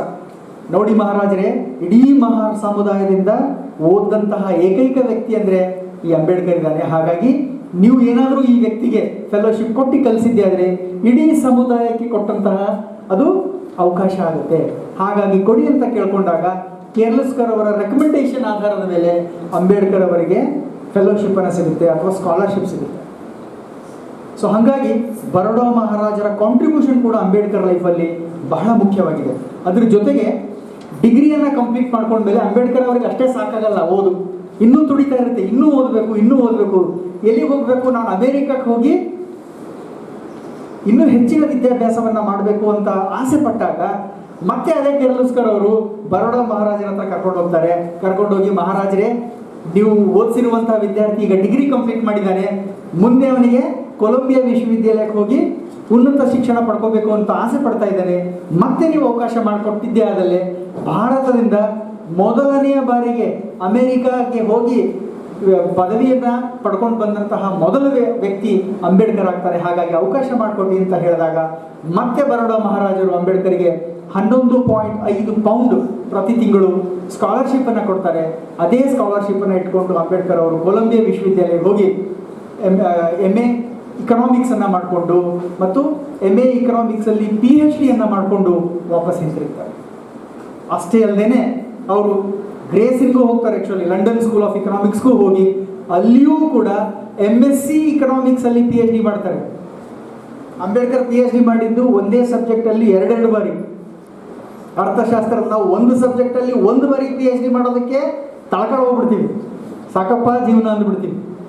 ಅಂಬೇಡ್ಕರ್ ಎಷ್ಟು ಉತ್ಸುಕತೆ ಇತ್ತು ಅಂದರೆ ಇಕನಾಮಿಕ್ಸಲ್ಲಿ ಬಹಳ ವೀಕ್ ಆಗಿದ್ದೀವಿ, ದಲಿತ ಸಮುದಾಯ ಯಾಕೆ ಹಿಂದುಳಿದಿದ್ದಾರೆ ಅಂದರೆ ಅವರು ಫೈನಾನ್ಷಿಯಲಿ ವೀಕ್ ಇದ್ದಾರೆ, ಇಕನಾಮಿಕ್ಸಲ್ಲಿ ವೀಕ್ ಇದ್ದಾರೆ. ಹಾಗಾಗಿ ಆ ಸಮುದಾಯವನ್ನು ಎತ್ತಿದ್ದಾದರೆ ಮಾತ್ರ ಇಡೀ ಭಾರತ ಇಕನಾಮಿಕ್ಸಲ್ಲಿ ಮೇಲೆ ಹೋಗುತ್ತೆ, ಇಕನಾಮಿಯಲ್ಲಿ ಮೇಲೆ ಹೋಗುತ್ತೆ ಅನ್ನೋದು ಬಹಳ ಕ್ಲಿಯರ್ ಆಗಿ ಅಂಬೇಡ್ಕರ್ ವಿಷನ್ ಇದ್ದದ್ರಿಂದ ಅವರು ಲಂಡನ್ಗೂ ಹೋಗಿ ಇಕನಾಮಿಕ್ಸಲ್ಲಿ PhD ಮಾಡ್ತಾರೆ. ಸೊ ಆ ಎಲ್ಲದರ ಹಿಂದ್ಗಡೆ ಇರುವಂತಹ ಸ್ಕಾಲರ್ಶಿಪ್ ಇದೆಯಲ್ಲ, ಅದು ಬರೋಡಾ ಸಯ್ಯಾಜಿರಾವ್ ಗಾಯಕ್ವಾಡ್ ಮಹಾರಾಜರಿಗೆ ಸಲ್ಲಬೇಕಾಗಿರುವಂಥದ್ದು. ಇದೆಲ್ಲ ಕೃತಜ್ಞತೆಯನ್ನು ನೋಡಿ ಆ್ಯಕ್ಚುಲಿ ಅಂಬೇಡ್ಕರ್ ಒಮ್ಮೆ ಪತ್ರ ಬರೀತಾರೆ ಮಹಾರಾಜರೇ, ಎಂಥ ಋಣದಲ್ಲಿದ್ದೀನಿ ನಾನು, ಪ್ರತಿ ಬಾರಿ ನಾನು ಓದಬೇಕು ಅಂದಾಗ ನನಗೆ ಸಪೋರ್ಟ್ ಮಾಡಿದ್ದೀರಾ, ಸ್ಕಾಲರ್ಶಿಪ್ಸ್ಗಳನ್ನು ಕೊಟ್ಟಿದ್ದೀರಾ, ಈ ಋಣವನ್ನು ತೀರಿಸೋದಕ್ಕೆ ನಿಮ್ಮ ಬಗ್ಗೆ ಒಂದು ನಾನು ಅಭಿನಂದನಾ ಗ್ರಂಥವನ್ನು ತರಬೇಕು ಅಂತ ಅಂದ್ಕೊಂಡಿದ್ದೀನಿ ಅಂತ ಹೇಳ್ತಾರೆ ಆ್ಯಕ್ಚುಲಿ. ಆದರೆ ಬರೋಡಾ ಮಹಾರಾಜರು ಬೇಡ, ಅದು ನಿನ್ನ ಅಭಿಮಾನ ಅನ್ನುವಂಥದ್ದು ನಿನ್ನ ಮನಸ್ಸಲ್ಲಿದ್ದರೆ ಸಾಕು ಅನ್ನೋಂಥ ರಿಪ್ಲೈನ ಕೊಡ್ತಾರೆ. ಬರೀ ಓದಿಸಿದ್ದಷ್ಟೇ ಅಲ್ಲ, ಬರೋಡಾ ಮಹಾರಾಜರು ಅವರ ಆಸ್ಥಾನದಲ್ಲಿ ಸಾಕಷ್ಟು ಆಡಳಿತಕ್ಕೂ ಕೂಡ ಅವಕಾಶವನ್ನು ಮಾಡಿಕೊಟ್ರು. ಆಡಳಿತದಲ್ಲಿ ಸೇವೆ ಸಲ್ಲಿಸೋದಕ್ಕೆ ವಿಶೇಷವಾಗಿ ಅವರಿಗೆ ಮಿಲಿಟರಿ ಕಾರ್ಯದರ್ಶಿಯಾಗಿ ಸೇವೆ ಸಲ್ಲಿಸೋದಕ್ಕೆ ಅವಕಾಶವನ್ನು ಮಾಡಿಕೊಡ್ತಾರೆ. ಅಂದರೆ ಒಬ್ಬ ಮಹಾರ್ ಸಮುದಾಯದಿಂದ ಬಂದಿರುವಂತಹ ವ್ಯಕ್ತಿಗೆ ಉನ್ನತ ಸ್ಥಾನದಲ್ಲಿ ಹೋಗಿ ಕೂರಿಸೋದಿದೆಯಲ್ಲ, ಅದು ದೊಡ್ಡ ಬದಲಾವಣೆ ಅಂತ. ಯಾಕಂದರೆ ಇಡೀ ಸಮುದಾಯದ ವಿರುದ್ಧ ಕಟ್ಕೋಬೇಕಲ್ಲ ನೀವು ರಾಜರು ಇರ್ಬೋದು, ಆದರೆ ಸಮಾಜ ಸಮುದಾಯ ಅದರ ವಿರುದ್ಧವಾಗಿ ನಿಂತು ಬರೋಡಾ ಮಹಾರಾಜರು ಅಂಬೇಡ್ಕರ್ಗೆ ಸಹಾಯವನ್ನು ಮಾಡ್ತಾರೆ. ಅಷ್ಟಲ್ಲದೆ ವಿಶೇಷವಾಗಿ ಶಾಸಕಾಂಗ ಸಭೆಯ ಸದಸ್ಯರನ್ನಾಗಿಯೂ ಮಾಡ್ತಾರೆ. ಮತ್ತು ಅಂಬೇಡ್ಕರ್ ಅವರು ಒಂದು ವಿಶೇಷವಾಗಿರ್ತಕ್ಕಂತಹ ಲೇಖನ ಮಾಡ್ತಾರೆ ಆ್ಯಕ್ಚುಲಿ, ಆ್ಯನಿಲೇಷನ್ ಆಫ್ ಕ್ಯಾಸ್ಟ್ ಅಂತ. ಓದ್ಬೇಕು ನೀವು ಅದನ್ನು, ಆ್ಯನಿಲೇಷನ್ ಆಫ್ ಕ್ಯಾಸ್ಟ್.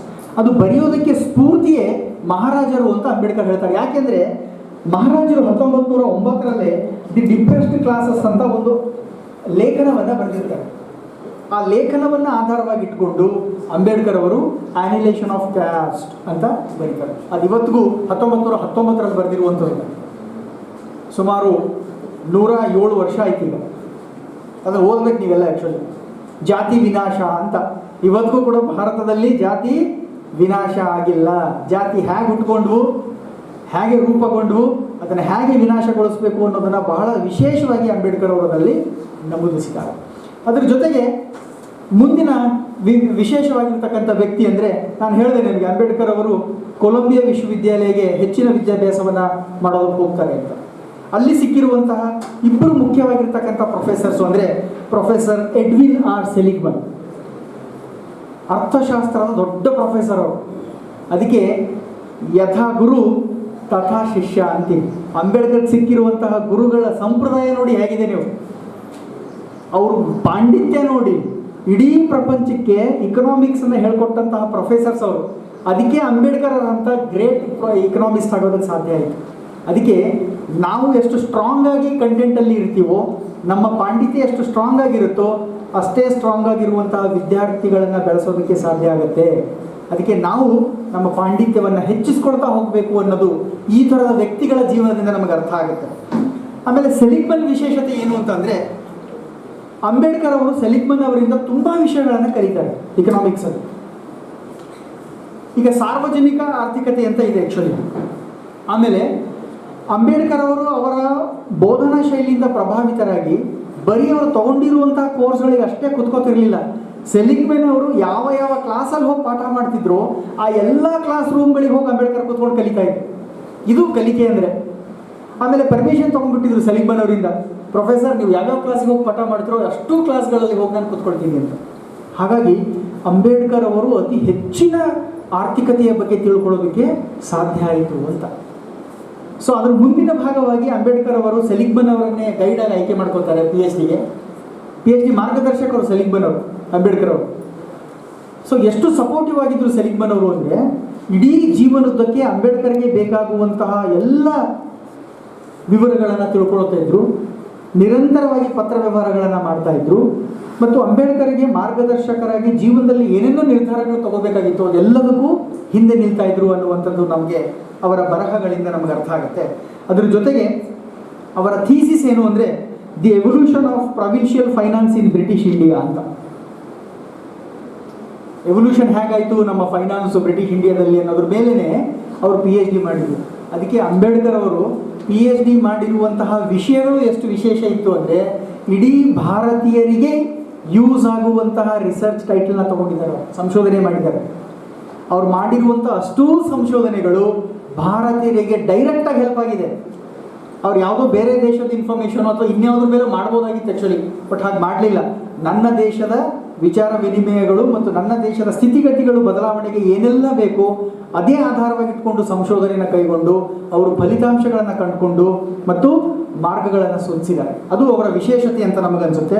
ಅದರ ಜೊತೆಗೆ 1925ರಲ್ಲಿ ಪುಸ್ತಕದ ರೂಪದಲ್ಲಿ ಆ ಥೀಸಿಸ್ ಕನ್ವರ್ಟ್ ಆಗುತ್ತೆ. ಕನ್ವರ್ಟ್ ಆದಾಗ ಅದೇ ಸೆಲಿಗ್ಮನ್ ಅವರು ಮುನ್ನುಡಿ ಬರೀತಾರೆ. ನನ್ನ ವಿದ್ಯಾರ್ಥಿಯ ಪಿ ಎಚ್ ಡಿ ಥೀಸಿಸ್ ಇದು, ನಾನೇ ಮುನ್ನುಡಿ ಬರಿತೀನಿ ಅಂತ ಮುನ್ನುಡಿ ಬರೀತಾರೆ.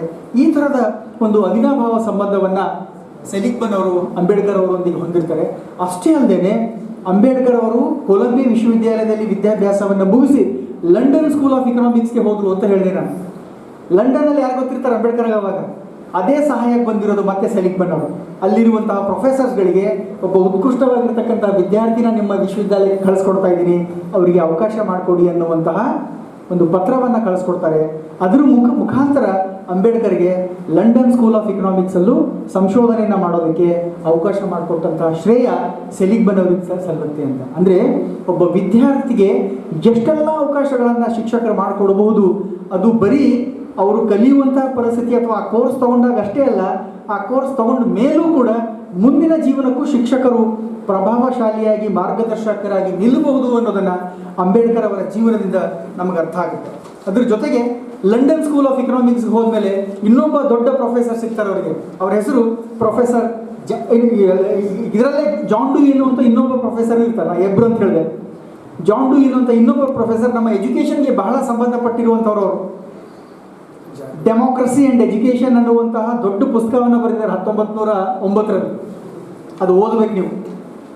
ಇಡೀ ಭಾರತಕ್ಕೆ ಡೆಮೋಕ್ರೆಟಿಕ್ ಕಂಟ್ರಿ, ಡೆಮೋಕ್ರೆಟಿಕ್ ನೇಷನ್, ಡೆಮೋಕ್ರಸಿಗೆ ಬೇಸ್ ಆಗಿರುವಂತಹ ಸಂವಿಧಾನವನ್ನು ಅಂಬೇಡ್ಕರ್ ರಚಿಸಿದ್ದಾರೆ ಅಂದರೆ ಅದಕ್ಕೆ ಮುಖ್ಯ ಪಾತ್ರ ವಹಿಸಿರುವಂಥವರು ಜಾನ್ ಡ್ಯೂಯಿ ಅವರು. ಜಾನ್ ಡ್ಯೂಯಿ ಅಷ್ಟೂ ಸಾಮಾಜಿಕ ಸಿದ್ಧಾಂತಗಳನ್ನು ಅಂಬೇಡ್ಕರ್ ಅವರು ಗ್ರಹಿಸಿ ನಮ್ಮ ಡೆಮೋಕ್ರಸಿಗೆ ಮೂಲಭೂತವಾಗಿರ್ತಕ್ಕಂಥ ಅಡಿಪಾಯವನ್ನು ಹಾಕಿಕೊಟ್ಟು ಇದ್ದಿರಲ್ಲ, ಅದು ಬಹಳ ಮುಖ್ಯ ಆಗುತ್ತೆ. ಹಾಗಾಗಿ ಒಬ್ಬ ಶಿಕ್ಷಕ ವಿದ್ಯಾರ್ಥಿ ಜೀವನದಲ್ಲಿ ಬದಲಾವಣೆಯನ್ನು ಏನೆಲ್ಲ ತರಬಹುದು ಅಂತೇಳಿ ಈ ಎರಡು ಪ್ರೊಫೆಸರ್ಗಳು ಕಲಿಸಿರುವಂತಹ ರೀತಿ, ಅಂಬೇಡ್ಕರ್ಗೆ ಪ್ರಭಾವ ಮೂಡಿಸಿರುವಂಥದ್ದು ಮತ್ತು ಜೀವನದಕ್ಕೂ ಆ ತತ್ವ ಸಿದ್ಧಾಂತಗಳನ್ನು ಅಂಬೇಡ್ಕರ್ ಅವರು ಬಳಸುವುದರೊಂದಿಗೆ ಇಡೀ ಭಾರತೀಯರಿಗೆ ಬೆಳಕಾಗಿ ನೀಡಿರುವಂಥದ್ದು ಬಹಳ ಮುಖ್ಯ ಆಗುತ್ತೆ. ಹಾಗಾಗಿ ಇಡೀ ಪ್ರಜಾಪ್ರಭುತ್ವದ ಮೂಲಭೂತ ಆಶಯವನ್ನು ಜಾನ್ ಡಿಯೂರಿಂದ ಅಂಬೇಡ್ಕರ್ ತಗೋತಾರೆ. ಅದಕ್ಕೆ ನಮ್ಮ ಶಾಲಾ ಕಾಲೇಜುಗಳಲ್ಲಿ ತರಗತಿಗಳು ಹೇಗಿರಬೇಕು ಅಂದರೆ ಡೆಮೋಕ್ರೆಟಿಕ್ ಸೆಟಪ್ಪಲ್ಲಿ ಇರಬೇಕು ಅನ್ನೋದೇ ನಾವು ಹೇಳ್ಕೊಡ್ತೀವಿ. ಈಗ ಭಾರತದಂಥ ದೇಶಕ್ಕೆ ಯಾವ ಥರದ ತರಗತಿಗಳು ಬೇಕು ಅಂದರೆ ಪ್ರಜಾಪ್ರಭುತ್ವದ ಅಡಿಪಾಯವನ್ನು ಹಾಕಿಕೊಡುವಂತಹ ತರಬೇತಿಗಳಿರಬೇಕು. ಅಲ್ಲಿ ಎಲ್ಲರಿಗೂ ಮುಕ್ತವಾದಂಥ ಅವಕಾಶ ಇರಬೇಕು. ಎಲ್ಲ ಮಕ್ಕಳು ಮುಕ್ತವಾಗಿ ಸಂಭಾಷಣೆ ಮಾಡಬೇಕು, ಶಿಕ್ಷಕರೊಂದಿಗೆ ಹಂಚಿಕೊಳ್ಬೇಕು, ಎಲ್ಲರಿಗೂ ಸಮಾನವಾದ ಪ್ರಾತಿನಿಧ್ಯ ಇರಬೇಕು. ಆವಾಗ ಮಾತ್ರ ನಮ್ಮ ತರಗತಿಗಳು ಪ್ರಜಾಪ್ರಭುತ್ವವನ್ನು ಸಾರುವಂತಹ ಮತ್ತು ಬೆಳೆಸುವಂತಹ ತರಗತಿಗಳಾಗ್ತವೆ. ನಿಮಗೂ ಕೂಡ ಇದು ಒಂದು ಸಂದೇಶ. ನೀವು ನಾಳೆ ಶಿಕ್ಷಕರಾದಾಗ ನಿಮ್ಮ ವಿದ್ಯಾರ್ಥಿಗಳನ್ನು ಯಾವ ಅಡಿಪಾಯದಲ್ಲಿ ನೀವು ಬೆಳೆಸ್ತೀರಾ ಅಂದರೆ ಪ್ರಜಾಪ್ರಭುತ್ವದ ಸ್ತಂಭಗಳಾಗಿ, ಪ್ರಜಾಪ್ರಭುತ್ವದ ಸಮಾನತೆ, ಸೌಹಾರ್ದತೆ ಮತ್ತು ಭಾತೃತ್ವ ಏನಿದೆ ಅದರ ಅಡಿಪಾಯಗಳಾಗಿ ವಿದ್ಯಾರ್ಥಿಗಳನ್ನು ಬೆಳೆಸುವಂತಹ ಜವಾಬ್ದಾರಿ ನಮ್ಮೆಲ್ಲರ ಮೇಲಿದೆ ಅನ್ನುವಂಥದ್ದು ಕೂಡ ನಾವು ಅರ್ಥ ಮಾಡ್ಕೋಬೇಕಾಗತ್ತೆ. ಅದಾದಮೇಲೆ ಕೊಲಂಬಿಯಾ ವಿಶ್ವವಿದ್ಯಾಲಯದಿಂದ next London school of economics ಹೋದ್ಮೇಲೆ ಇನ್ನೊಬ್ಬ ಪ್ರೊಫೆಸರ್ ಸಿಗ್ತಾರೆ, ಪ್ರೊಫೆಸರ್ ಎಡ್ವರ್ಡ್ ಕ್ಯಾನಿನ್ ಅಂತ. ಅವರು ಕೂಡ ಇಕನಾಮಿಕ್ಸಲ್ಲಿ ಬಹಳ ಮೇಧಾವಿಯಾಗಿರ್ತಕ್ಕಂತಹ ಪ್ರೊಫೆಸರು, ಇಡೀ ಪ್ರಪಂಚಕ್ಕೆ ಇಕನಾಮಿಕ್ಸನ್ನು ಹೇಳ್ಕೊಟ್ಟಂತಹ ಪ್ರೊಫೆಸರು.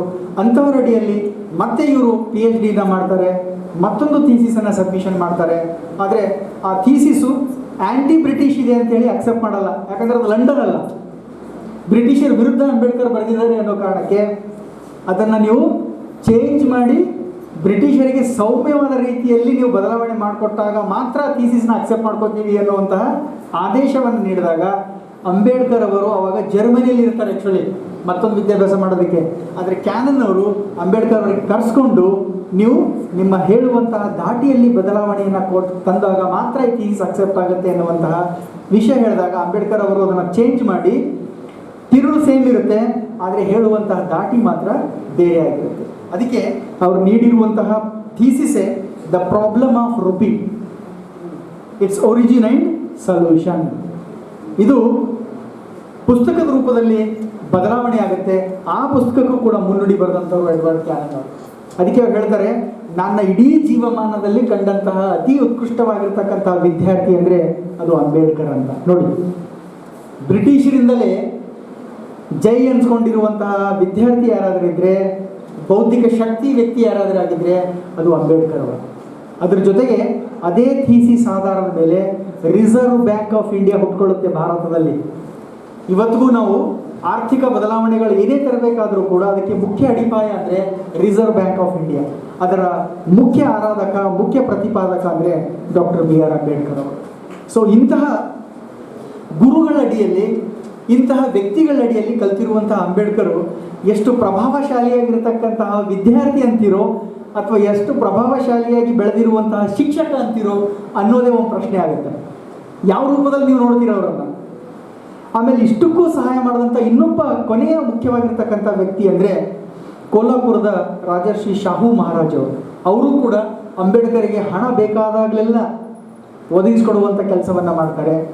ಇಡೀ ದಮನಿತರ ನಾಯಕ ಯಾರಾದರೂ ಆಗಿದ್ದರೆ ಅದು ಅಂಬೇಡ್ಕರ್ ಅನ್ನುವಂಥ ಘಂಟಾಘೋಷವಾಗಿ ಹೇಳುವಂಥ ಕೆಲಸವನ್ನು ಮಾಡ್ತಾರೆ. ಅವರು 1920ರಲ್ಲಿ ಯಾವಾಗ ಅಂಬೇಡ್ಕರ್ ಅವರು ಕೊಲಂಬಿಯಾ ಯೂನಿವರ್ಸಿಟಿಯಿಂದ ವಾಪಸ್ ಬರ್ತಾರೋ ಒಂದು ದೊಡ್ಡ ಸಭೆ ಏರ್ಪಡಿಸ್ತಾರೆ ಎಲ್ಲ ನಿಮ್ನ ವರ್ಗಗಳಿಗೆ. ಆವಾಗ ಅವ್ರು ಡಿಕ್ಲೇರ್ ಮಾಡ್ತಾರೆ, ನಿಮ್ಮನ್ನು ಮುನ್ನಡೆಸುವಂತಹ ವ್ಯಕ್ತಿ ಒಂದು ಶಕ್ತಿ ಬಂದಿದೆ ಅಮೆರಿಕದಿಂದ. ಅವರು ಮುಂದಿನ ದಿನಗಳಲ್ಲಿ ಬರೀ ದಲಿತರ ನಾಯಕನಾಗಿ ಅಷ್ಟೇ ಉಳಿಯಲ್ಲ, ಇಡೀ ಭಾರತದ ನಾಯಕನಾಗಿ ಹೊರಹೊಮ್ಮುತ್ತಾರೆ ಅನ್ನುವಂತಹ ಮಾತನ್ನು 1920ರಲ್ಲೇ ಶಾಹು ಮಹಾರಾಜರು ಹೇಳಿದರು. ಅದು ಇವತ್ತಿಗೆ ಸತ್ಯ ಅನಿಸುತ್ತೆ. ಇಡೀ ಭಾರತದಲ್ಲಿ ಅತೀ ಮುನ್ನಡೆಯಲ್ಲಿರುವಂತಹ ನಾಯಕ ಎಲ್ಲ ರಂಗಗಳಲ್ಲಿ ಯಾರಾದರೂ ಇದ್ದರೆ ಅದು ಡಾಕ್ಟರ್ BR ಅಂಬೇಡ್ಕರ್ ಮಾತ್ರ. ನೀವು ಯಾವ ರಂಗ ಬೇಕಾದರೂ ತಗೊಳ್ಳಿ, ಶಿಕ್ಷಣ ತಗೊಳ್ಳಿ, ಆರ್ಥಿಕತೆ ತಗೊಳ್ಳಿ, ರಾಜಕೀಯ ತಗೊಳ್ಳಿ, ಸಂಸ್ಕೃತಿ ತಗೊಳ್ಳಿ, ಯಾವ ರಂಗದಲ್ಲಿ ಬೇಕಾದರೂ ತಗೊಳ್ಳಿ, ನಿಮಗೆ ಮುನ್ನಡೆಯಲ್ಲಿ ನಿಲ್ಲುವಂತಹ ವ್ಯಕ್ತಿ ಅಂದರೆ ಅಂಬೇಡ್ಕರ್ ಅವರು. ಸೊ ಹಾಗಾಗಿ ಅಷ್ಟೆಲ್ಲ ವ್ಯಕ್ತಿಗಳನ್ನು ಗಮನದಲ್ಲಿಟ್ಕೊಂಡು, ಅಷ್ಟೆಲ್ಲ ಪ್ರೇರಕ ಶಕ್ತಿಗಳನ್ನು ಗಮನದಲ್ಲಿಟ್ಕೊಂಡು ನಾವು ಅಂಬೇಡ್ಕರ್ ಚಿಂತನೆಗಳನ್ನು ಮಾಡ್ತಾ ಹೋದರೆ ನಮಗೆ ಅವರ ಜೀವನದಲ್ಲಿ ಹಾದು ಹೋಗಿರುವಂತಹ ಅಷ್ಟೂ ಶಿಕ್ಷಕರು, ಅಷ್ಟೂ ಮಾರ್ಗದರ್ಶಕರು, ಅಷ್ಟೂ ಸಮಾಜ ಸೇವಕರು ಕಂಡು ಬರ್ತಾರೆ. ಅವರೆಲ್ಲರೂ ಇರದೇ ಇದ್ದಿದ್ರೆ ಅಂತ ಒಮ್ಮೆ ಯೋಚನೆ ಮಾಡಿಕೊಂಡ್ರೆ ಮೋಸ್ಟ್ಲಿ ಇವತ್ತು ಅಂಬೇಡ್ಕರ್ ನಾವು ನೆನಪಿಸ್ಕೊಳ್ತಾ ಇದ್ದೀವಲ್ಲ, ಸ್ಮರಿಸ್ಕೊಳ್ತಾ ಇದ್ದೀವಲ್ಲ, ಆ ಅಂಬೇಡ್ಕರ್ ನಮಗೆ ಸಿಗ್ತಿದ್ರೋ ಇಲ್ಲೋ ಅನ್ನುವಂತಹ ವಿಷಯ ನಮಗೆ ಮತ್ತೆ ಮೆಲು ಹಾಕೊಳ್ಳೋದಕ್ಕೆ ಅವಕಾಶ ಮಾಡಿಕೊಡ್ತಿತ್ತೇನೋ ಅಂತ. ಹಾಗಾಗಿ ಶಿಕ್ಷಕರಂದರೆ ಏನೆಲ್ಲ ರೂಪಿಸ್ಬೋದು ಅಂತ. ಅಂಬೇಡ್ಕರ್ ಅವರ ಒಂದು 3 ತತ್ವಗಳಿವೆ: ಶಿಕ್ಷಣ, ಸಂಘಟನೆ, ಹೋರಾಟ ಅಂತ. ನೋಡಿ, ಅವ್ರು ಸ್ಟಾರ್ಟ್ ಮಾಡೋದೇ ಶಿಕ್ಷಣದಿಂದ. ಜೀವನದಲ್ಲಿ ನೀವು ಏನು ಬೇಕಾದರೂ ಪಡ್ಕೊಳ್ಳಿ, ಶಿಕ್ಷಣ ಪಡ್ಕೊಳ್ಳದೆ ಇದ್ರೆ ನಿಮ್ಮ ಜೀವನವೇ ಜೀವನವಲ್ಲ ಅನ್ನುವಂತಹ ಮಾತನ್ನು ಸಾರಿದ್ರು. ಹಾಗಾಗಿ ನಮ್ಮ ದೇಶದಲ್ಲಿ ಮಂದಿರ, ಮಸ್ಜಿದ್ ಮತ್ತು ಚರ್ಚ್ಗಳಿಗಿಂತ ಹೆಚ್ಚಾಗಿ ವಾಚನಾಲಯಗಳಿರಬೇಕು ಅಂತ ಹೇಳ್ತಾರೆ, ಲೈಬ್ರರಿಗಳಿರಬೇಕು ಅಂತ ಹೇಳ್ತಾರೆ. ಯಾಕೆಂದರೆ ಅಂಬೇಡ್ಕರ್ ಅವರಿಗೆ ಬಹಳ ವಿಶಿಷ್ಟವಾಗಿ ಗೊತ್ತಿತ್ತು ಏನಂತ ಹೇಳಿ, ಶಿಕ್ಷಣದಿಂದ ಮಾತ್ರ ಸಮಾಜದಲ್ಲಿ ಬದಲಾವಣೆಯನ್ನು ತರೋದಕ್ಕೆ ಸಾಧ್ಯ, ಶಿಕ್ಷಣದಿಂದ ಮಾತ್ರ ಸಮಾಜದಲ್ಲಿ ಸಮಾನತೆಯನ್ನು ಸಾರೋದಕ್ಕೆ ಸಾಧ್ಯ. ಹಾಗಾಗಿ ಸಮಾನತೆ, ಸಬಲೀಕರಣ ಅಂತ ನಾವೇನೆಲ್ಲ ಮಾತಾಡ್ತೀವೋ ಅದನ್ನು ಶಿಕ್ಷಣದಿಂದಲೇ ಸಾಧ್ಯವೇ ಹೊರತು ಶಿಕ್ಷಣ ಬಿಟ್ಟರೆ ಬೇರೆ ಏನೂ ಇಲ್ಲ ಅನ್ನೋದಕ್ಕೆ ನಿಮ್ಮ ಇನ್ವಿಟೇಷನ್ ಕಾರ್ಡೇ ಹೇಳುತ್ತೆ. ಲಾಸ್ಟಿಗೆ ಹಾಕಿದ್ದಾರೆ ಎಲೆಕ್ಷನ್, ನೋಡಿರ್ಬೋದು. ಜ್ಞಾನವು ಪ್ರತಿಯೊಬ್ಬ ವ್ಯಕ್ತಿಯ ಜೀವನದಲ್ಲಿ ಮುಖ್ಯ ಗುರಿಯಾಗಿರಬೇಕು ಅಂತ. ಭಾಳ ಖುಷಿ ಆಯ್ತು ನನಗೆ ನೋಡಿದ. ನಿಮ್ಮ ಜೀವನದಲ್ಲಿ ನೀವು ಎಷ್ಟು ಬೇಕಾದರೂ ಹಣ ಗಳಿಸಿ, ಎಷ್ಟು ಬೇಕಾದರೂ ಆಸ್ತಿವಂತರಾಗಿರಿ, ಎಷ್ಟು ಬೇಕಾದರೂ ನೋಡೋಕೆ ಸುಂದರವಾಗಿರಿ, ಆದರೆ ನಿಮ್ಮ ಜೀವನದಲ್ಲಿ ಜ್ಞಾನ ಇಲ್ಲ ಅಂದರೆ ಅದು ಜೀವನಕ್ಕೆ ಮೌಲ್ಯವೇ ಅಲ್ಲ. ಹಾಗಾಗಿ ನಾವು ಹೆಚ್ಚೆಚ್ಚು ಶಿಕ್ಷಿತರಾಗೋಣ. ಶಿಕ್ಷಿತರಾಗೋಣ ಅಂದರೆ ಬರೀ ಶಿಕ್ಷಣವನ್ನು ಪಡ್ಕೊಂಡು ಸರ್ಟಿಫಿಕೇಟ್ ತೊಗೊಳ್ಳೋದಲ್ಲ. ಭಾಳ ಜನ ತಪ್ಪು ತಿಳ್ಕೊಂಡಿದ್ದೀರಿ, ನನ್ನ ಹತ್ರ ಜಾಸ್ತಿ ಸರ್ಟಿಫಿಕೇಟ್ ಇವೆ, ನಾನು ಶಿಕ್ಷಿತನಾಗಿದ್ದೀನಿ ಅಂತ. ಅಲ್ಲ, ಶಿಕ್ಷಣ ಅನ್ನುವಂಥದ್ದು ಎಕ್ಸಿಕ್ಯೂಟ್ ಮಾಡೋದು. ನಾವು ಏನು ಕಲ್ತಿದ್ದೀವೋ ಆ ಕಲ್ತಿರುವಂತಹ ಜ್ಞಾನ ಮೌಲ್ಯಗಳೊಂದಿಗೆ ಬೆರೆಸಿ ಅದನ್ನು ಬಳಸೋದಿದೆಯಲ್ಲ, ಅದು ಮುಖ್ಯ ಆಗುತ್ತೆ. ಹಾಗಾಗಿ ಎಷ್ಟು ಚೆನ್ನಾಗಿ ನಮ್ಮ ಮೌಲ್ಯಗಳನ್ನು ಶಿಕ್ಷಣದೊಂದಿಗೆ ಬಳಸ್ತೀವೋ ಅದು ನಮ್ಮ ಎಲ್ಲ ಶಿಕ್ಷಕರ, ವಿದ್ಯಾರ್ಥಿಗಳ ಗುರಿಯಾಗಬೇಕೇ ಹೊರತು ಬೇರೆ ಏನೂ ಅಲ್ಲ. ಹಾಗಾಗಿ ಪ್ರಪಂಚ ಎಲ್ಲೆಲ್ಲೋ ಹೋಗ್ತಾ ಇದೆ. ಏಪ್ರಿಲ್ ತಿಂಗಳಲ್ಲಿ ನಿಮ್ಗೆ ಗೊತ್ತಾಗ್ತಾ ಇದೆ ಈಗ ನಾವೇನು ಅನುಭವಿಸ್ತಾ ಇದ್ದೀವಿ ಅಂತೇಳಿ. ಮೇ ತಿಂಗಳಿಂದ ಹೆಂಗೆ ಪರಿಹರಿಸ್ತೀವೋ ಗೊತ್ತಿಲ್ಲ. ಯಾಕೆಂದರೆ ಇದೆಲ್ಲರೂ ಯಾರ ಕಾಂಟ್ರಿಬ್ಯೂಷನ್ ಅಂದರೆ ವಿದ್ಯಾವಂತರ ಕಾಂಟ್ರಿಬ್ಯೂಷನ್ ಇದು. ನೆನಪಿರಲಿ ನಿಮಗೆ, ಅವಿದ್ಯಾವಂತರು ಈ ದಿನದ ಕಾರಣಕ್ಕೆ ಅವ್ರು ಯಾರೂ ಅಣಿಯಾಗಲ್ಲ. ಇವತ್ತಿಗೆ ನಾವು ಅನುಭವಿಸ್ತಾ ಇರುವಂಥ ಅಷ್ಟೂ ವಿದ್ಯಮಾನಗಳು ಶಿಕ್ಷಕರಿಂದಲೇ ಸಾಧ್ಯ. ಹಾಗಾಗಿ ಏನು ಬದಲಾವಣೆ ತರಬೇಕಾಗಿದೆ, ಏನು ಮಾರ್ಪಾಡು ತಂದ್ಕೋಬೇಕಾಗಿದೆ ಅನ್ನುವಂಥ ಅಂಶಗಳನ್ನು ನಾವು ಯೋಚನೆ ಮಾಡಿ ನಾವು ನಮ್ಮ ಜನಾಂಗಕ್ಕೆ ಇದನ್ನು ಅಳವಡಿಸ್ಕೊಡದೇ ಇದ್ದರೆ ಮುಂದಿನ ಜನಾಂಗಕ್ಕೆ ಇನ್ನೂ ಭಯಾನಕವಾಗಿರತಕ್ಕಂತಹ ದಿನಗಳು ನೋಡೋಕ್ಕೆ ಸಾಧ್ಯತೆ ಇದೆ. ಯಾಕಂದರೆ ಈಗ ಆಲ್ರೆಡಿ ಸೈಂಟಿಸ್ಟ್ಗಳು, ಸೋಷಲ್ ಸೈಂಟಿಸ್ಟ್ಗಳು ಅದನ್ನು ಪ್ರಿಡಿಕ್ಟ್ ಮಾಡ್ತಾ ಇದ್ದಾರೆ. ರೋಗಗಳ ಸಂಖ್ಯೆ ದಿನದಿಂದ ದಿನಕ್ಕೆ ಹೆಚ್ಚಾಗ್ತಾ ಇದೆ. ರೋಗಿಗಳು ಮನೆಯಲ್ಲಿರೋರು ಎಲ್ಲರೂ ಆಗ್ತಾ ಇದ್ದೀವಿ. ಅದು ಬರೀ ದೈಹಿಕ ರೋಗ ಅಷ್ಟೇ ಅಲ್ಲ, ಮಾನಸಿಕ ರೋಗ, ಭಾವನಾತ್ಮಕ ರೋಗ ಎಲ್ಲರೂ ಬಳಲ್ತಾ ಇದ್ದೀವಿ. ಸಮಾಜ ಇದೇ ರೀತಿ ಆಗಿದ್ದೆ ಆದರೆ ಮುಂದೆ ಬಹಳ ಕಷ್ಟಕರವಾಗಿರ್ತಕ್ಕಂಥ ದಿನಗಳನ್ನು ನಾವು ಬರೀ ನಮ್ಮ ಊರು, ನಮ್ಮ ರಾಜ್ಯ, ನಮ್ಮ ದೇಶದಲ್ಲಷ್ಟೇ ಅಲ್ಲ, ಇಡೀ ಪ್ರಪಂಚದಲ್ಲಿ ಕಾಣೋದಕ್ಕೆ ಸಾಧ್ಯತೆ ಇದೆ. ಹಾಗಾಗಿ ಹೆಚ್ಚೆಚ್ಚು ಮೌಲ್ಯಯುತ ಶಿಕ್ಷಣವನ್ನು ಪಡ್ಕೊಂಡು ನಾವು ನಮಗಾಗಿ ಅಷ್ಟೇ ಅಲ್ಲ, ಮುಂದಿನ ಜನಾಂಗಕ್ಕೆ ಬದುಕುವುದು ಕೂಡ ಬಹಳ ಮುಖ್ಯವಾಗಿ ಕಂಡು ಬರ್ತಾ ಇದೆ. ಹಾಗಾಗಿ ಇಂತಹ ಮಹನೀಯರ ಬರ್ತ್ಡೇ ಸೆಲೆಬ್ರೇಷನ್ಸ್ಗಳನ್ನು ಮಾಡ್ತಾ ಇರುವಂಥ ಸಂದರ್ಭದಲ್ಲಿ ನಮ್ಮನ್ನು ನಾವು ಓರೆ ಹಚ್ಕೊಂಡು ನೋಡಬೇಕಾಗಿದೆ. ನಾವೆಲ್ಲ ಶಿಕ್ಷಕರಿದ್ದೀವಲ್ಲ, ಹಾಗಿದ್ರೆ ನಾವೇನು ಕಾಂಟ್ರಿಬ್ಯೂಟ್ ಮಾಡ್ತಾ ಇದ್ದೀವಿ ಸಮಾಜಕ್ಕೆ, ನಾವು ಪರಿಸರಕ್ಕೆ ಏನು ಕಾಂಟ್ರಿಬ್ಯೂಟ್ ಮಾಡ್ತಾ ಇದ್ದೀವಿ, ಎಷ್ಟು ಗಿಡಗಳನ್ನು ನೆಟ್ಟಿದ್ದೀವಿ, ಎಷ್ಟು ಗಿಡಗಳನ್ನು ಬೆಳೆಸ್ತಾ ಇದ್ದೀವಿ, ಎಷ್ಟು ಗಿಡಗಳಿಗೆ ನೀರು ಹಾಕ್ತಾ ಇದ್ದೀವಿ, ಪರಿಸರವನ್ನು, ಮಾಲಿನ್ಯವನ್ನು ಹೇಗೆ ತಡೆಗಟ್ತಾ ಇದ್ದೀವಿ, ಈ ಅರಿವು ನಮ್ಮಲ್ಲಿದೆಯಾ? ತಪ್ಪು ಅಂತ ಕಂಡು ಬಂದಾಗ ಅದರ ವಿರುದ್ಧ ನಾವು ಹೋರಾಟ ಮಾಡ್ತಾ ಇದ್ದೀವಾ? ಈ ಥರದ ಚಿಂತನೆಗಳನ್ನು ನಾವು ಹೊಂದಿದ್ದೇ ಆದರೆ ಬದಲಾವಣೆ ತರೋದಕ್ಕೆ ಖಂಡಿತವಾಗ್ಲೂ ಸಾಧ್ಯತೆ ಇದೆ. ಇಲ್ಲ ಅಂದರೆ ಬದಲಾವಣೆ ಖಂಡಿತವಾಗ್ಲೂ ಬರಲ್ಲ. ಇದೇ ನಮಗೆ ಅಂಬೇಡ್ಕರ್ ಹೇಳ್ಕೊಟ್ಟಿದ್ದು. ಅಂಬೇಡ್ಕರ್ ಯಾಕೆ ಶಿಕ್ಷಿತರಾಗಿ ಅಂತ ಹೇಳ್ತಾ ಇದ್ದಾರೆ ಅಂದರೆ, ನಿಮ್ಮ ಹಕ್ಕುಗಳನ್ನು ಕೇಳೋದಕ್ಕೆ ನಿಮಗೆ ಶಕ್ತಿ ಕೊಡೋದೇ ಶಿಕ್ಷಣ. ಹಾಗಾಗಿ ಇವತ್ತು ಇಷ್ಟು ಜನ ಮಹಿಳೆಯರು ಬಂದು ಕೂತ್ಕೊಂಡಿದ್ದೀರಾ. ಅಂಬೇಡ್ಕರ್ ಅವರ ಅಷ್ಟು ವಿಷನ್ ಅಂತ ಏನಿದೆ ಅದು ಸಾಕಾರಗೊಳ್ತಾ ಇದೆ. ಭಾರತದಲ್ಲಿ ಹೆಚ್ಚೆಚ್ಚು ಮಹಿಳೆಯರು ಹೆಚ್ಚೆಚ್ಚು ರ್ಯಾಂಕ್ಗಳನ್ನು ಪಡ್ಕೋತಾ ಇದ್ದಾರೆ. ಪ್ರತಿಯೊಂದು ಪರೀಕ್ಷೆಯಲ್ಲಿ ಉನ್ನತ ಹುದ್ದೆಗಳಿಗೆ ಹೋಗ್ತಾ ಇದ್ದಾರೆ. ಇಡೀ ಸಮಾಜವನ್ನು ಮುನ್ನಡೆಸೋದಕ್ಕೆ ಸಾಕಷ್ಟು ರಾಜಕೀಯ ವ್ಯಕ್ತಿಗಳಾಗಿ ಈಗ ಮುನ್ನಡೆ ಬರ್ತಾ ಇದ್ದಾರೆ. ಎಲ್ಲ ರಂಗಗಳಲ್ಲೂ ಮಹಿಳೆಯರು ಉತ್ಕೃಷ್ಟವಾಗಿರ್ತಕ್ಕಂಥ ಸಾಧನೆಯನ್ನು ಮಾಡ್ತಾ ಇದ್ದಾರೆ. ಸೊ ಇದರ ಹಿಂದೆ ಸಾಕಷ್ಟು ಈ ಥರದ ಮಹಾನ್ ವ್ಯಕ್ತಿಗಳ ಜೀವನ ಸವಿಸ್ಕೊಂಡಿದ್ದಾರೆ. ಮಹಾನ್ ವ್ಯಕ್ತಿಗಳು ತಮ್ಮ ಏನೂ ಇರದೇ ಇದ್ರೂ ಪರವಾಗಿಲ್ಲ, ಮುಂದಿನ ನನ್ನ ಜನರ ಭವಿಷ್ಯ ಚೆನ್ನಾಗಿರಲಿ ಅನ್ನೋದಕ್ಕೆ ಸಾಕಷ್ಟು ಹೋರಾಟವನ್ನು ಮಾಡಿದ್ದಾರೆ. ಆ ಕಾರಣದಿಂದ ನಾವು ಈ ಥರದ ವ್ಯಕ್ತಿಗಳಿಗೆ ಇವತ್ತು ಎಲ್ಲರೂ ಸೇರಿಕೊಂಡು ಅವರು ನಮ್ಮ ಆ್ಯಕ್ಚುಲಿ ಏನೂ ಇಲ್ಲ, ಅವರು ನಮ್ಮ ದೇಶದವರು ಅನ್ನೋದು ಒಂದು ಆದರೆ ನಮ್ಮೊಳಗೆ ಅವರಿದ್ದಾರೆ ಅನ್ನೋ ಭಾವನೆ ಇದೆಯಲ್ಲ, ಅದು ಬಹಳ ಮುಖ್ಯ ಆಗುತ್ತೆ. ಹಾಗಾಗಿ ಈ ಜನಮಾನಕ್ಕೆ ಇವತ್ತು ನಾವೆಲ್ಲರೂ ಇಲ್ಲಿ ಬಂದು ಕೂತ್ಕೊಂಡು ಒಂದು ಸೂರಿನಲ್ಲಿ ಸಮಾಜದ ಬಗ್ಗೆ, ಶಿಕ್ಷಣದ ಬಗ್ಗೆ ಮಾತಾಡ್ತಾ ಇದ್ದೀವಿ ಅಂದರೆ ಅದಕ್ಕೆ ಅವಕಾಶ ಮಾಡಿಕೊಟ್ಟಂಥ ಮಹನೀಯರುಗಳು ನಾವು ಮತ್ತೆ ಮತ್ತೆ ನೆನಪಿಸ್ಕೊಳ್ಳೋಣ. ಆ ಥರದ ಮಹನೀಯರ ಮೌಲ್ಯಗಳನ್ನು ನಮ್ಮ ಜೀವನದಲ್ಲಿ ಅಳವಡಿಸ್ಕೊಂಡು ಸಾಧ್ಯವಾದಷ್ಟು ನಮ್ಮಲ್ಲಿ ಪರಿವರ್ತನೆಯನ್ನು ತಂದು ಸಮಾಜದಲ್ಲಿ ಪರಿವರ್ತನೆಯನ್ನು ಉಂಟು ಮಾಡೋದಕ್ಕೆ ಸಾಧ್ಯ ಆದರೆ ಖಂಡಿತವಾಗಲೂ ನಮ್ಮ ಸಮಾಜ, ನಮ್ಮ ದೇಶ ಮೇಲ್ಸ್ತರಕ್ಕೆ ಕೊಂಡೊಯ್ಯೋದಕ್ಕೆ ಸಾಧ್ಯ ಆಗುತ್ತೆ. ಅದಕ್ಕೆ ವಿಶೇಷವಾಗಿ ಶಿಕ್ಷಕರಾಗುವಂತಹ ನೀವು ಮತ್ತು ಶಿಕ್ಷಕರಾದಂಥ ನಾವು ಹೇಗೆ ನಡ್ಕೋಬೇಕು, ಹೇಗಿರಬೇಕು ಅನ್ನುವಂತಹ ಮಾನದಂಡಗಳನ್ನು ಚಾಚೂ ತಪ್ಪದೆ ಪಾಲಿಸಿದ್ದೇ ಆದರೆ ಖಂಡಿತವಾಗಲೂ ಒಂದು ವಿಶ್ವಗುರುವಾಗುವಂತಹ ಭಾರತವನ್ನು ನಾವು ಕಟ್ಟೋದಕ್ಕೆ ಸಾಧ್ಯತೆ ಇದೆ. ಇಡೀ ಪ್ರಪಂಚ ಭಾರತದವರೆಗೆ ತಿರುಗಿ ನೋಡಿ ಭಾರತೀಯರಿಂದ ಕಲಿಯೋದಕ್ಕೆ ಸಾಧ್ಯವಾಗುತ್ತೆ. ಆ ಥರದ ದಿನಗಳು ಶೀಘ್ರದಲ್ಲಿಯೇ ಬರಲಿ. ನಮ್ಮನ್ನು ನಾವು ಈ ಥರದ ಚಿಂತನೆಗಳನ್ನು ಇಟ್ಕೊಂಡು ಶಿಕ್ಷಕರಾಗೋ ಪ್ರವೃತ್ತಿಯಲ್ಲಿ ಬೆಳೆಯೋಣ ಅನ್ನುವಂಥ ಮಾತುಗಳನ್ನು ಹೇಳ್ತಾ, ಮತ್ತು ಇಷ್ಟೊತ್ತಿಗೆ ಭಾಳ ಶಾಂತ ಚಿತ್ತದಿಂದ ಅಂಬೇಡ್ಕರ್ ಅವರ ಇಡೀ ಜೀವನವನ್ನು, ಅವರ ಜೀವನಕ್ಕೆ ಸಹಕಾರಿಯಾಗಿರುವಂತಹ ಹಿನ್ನೆಲೆ ಇರುವ ಅಷ್ಟೂ ಗುರುಗಳನ್ನು ಮತ್ತು ಪ್ರೋತ್ಸಾಹ ಶಕ್ತಿಗಳನ್ನು ನಿಮಗೆ ತಿಳಿಸ್ಕೊಡೋದಕ್ಕೆ ಸಹಾಯ ಮಾಡಿಕೊಟ್ಟಂತಹ ನಿಮ್ಮೆಲ್ಲರಿಗೂ ಮತ್ತು ಅವಕಾಶ ಮಾಡಿಕೊಟ್ಟಂತಹ ನಿಮ್ಮ ಆಡಳಿತ ಮಂಡಳಿಯವರಿಗೂ ಕೂಡ ಧನ್ಯವಾದಗಳನ್ನು ತಿಳಿಸ್ತಾ, ಮತ್ತೊಮ್ಮೆ ಎಲ್ಲರಿಗೆ ಜೈ ಭೀಮನ್ನು ಹೇಳ್ತಾ, ಅಂತಹ ಜೈ ಭೀಮ್ ಮೌಲ್ಯವನ್ನು ನಾವು ಹೊಂದೋಣ ಅನ್ನುವಂಥ ಮಾತುಗಳಿಗೆ ಹೇಳಿ ವಿರಾಮವನ್ನು ಹೇಳ್ತೇನೆ. ಧನ್ಯವಾದಗಳು.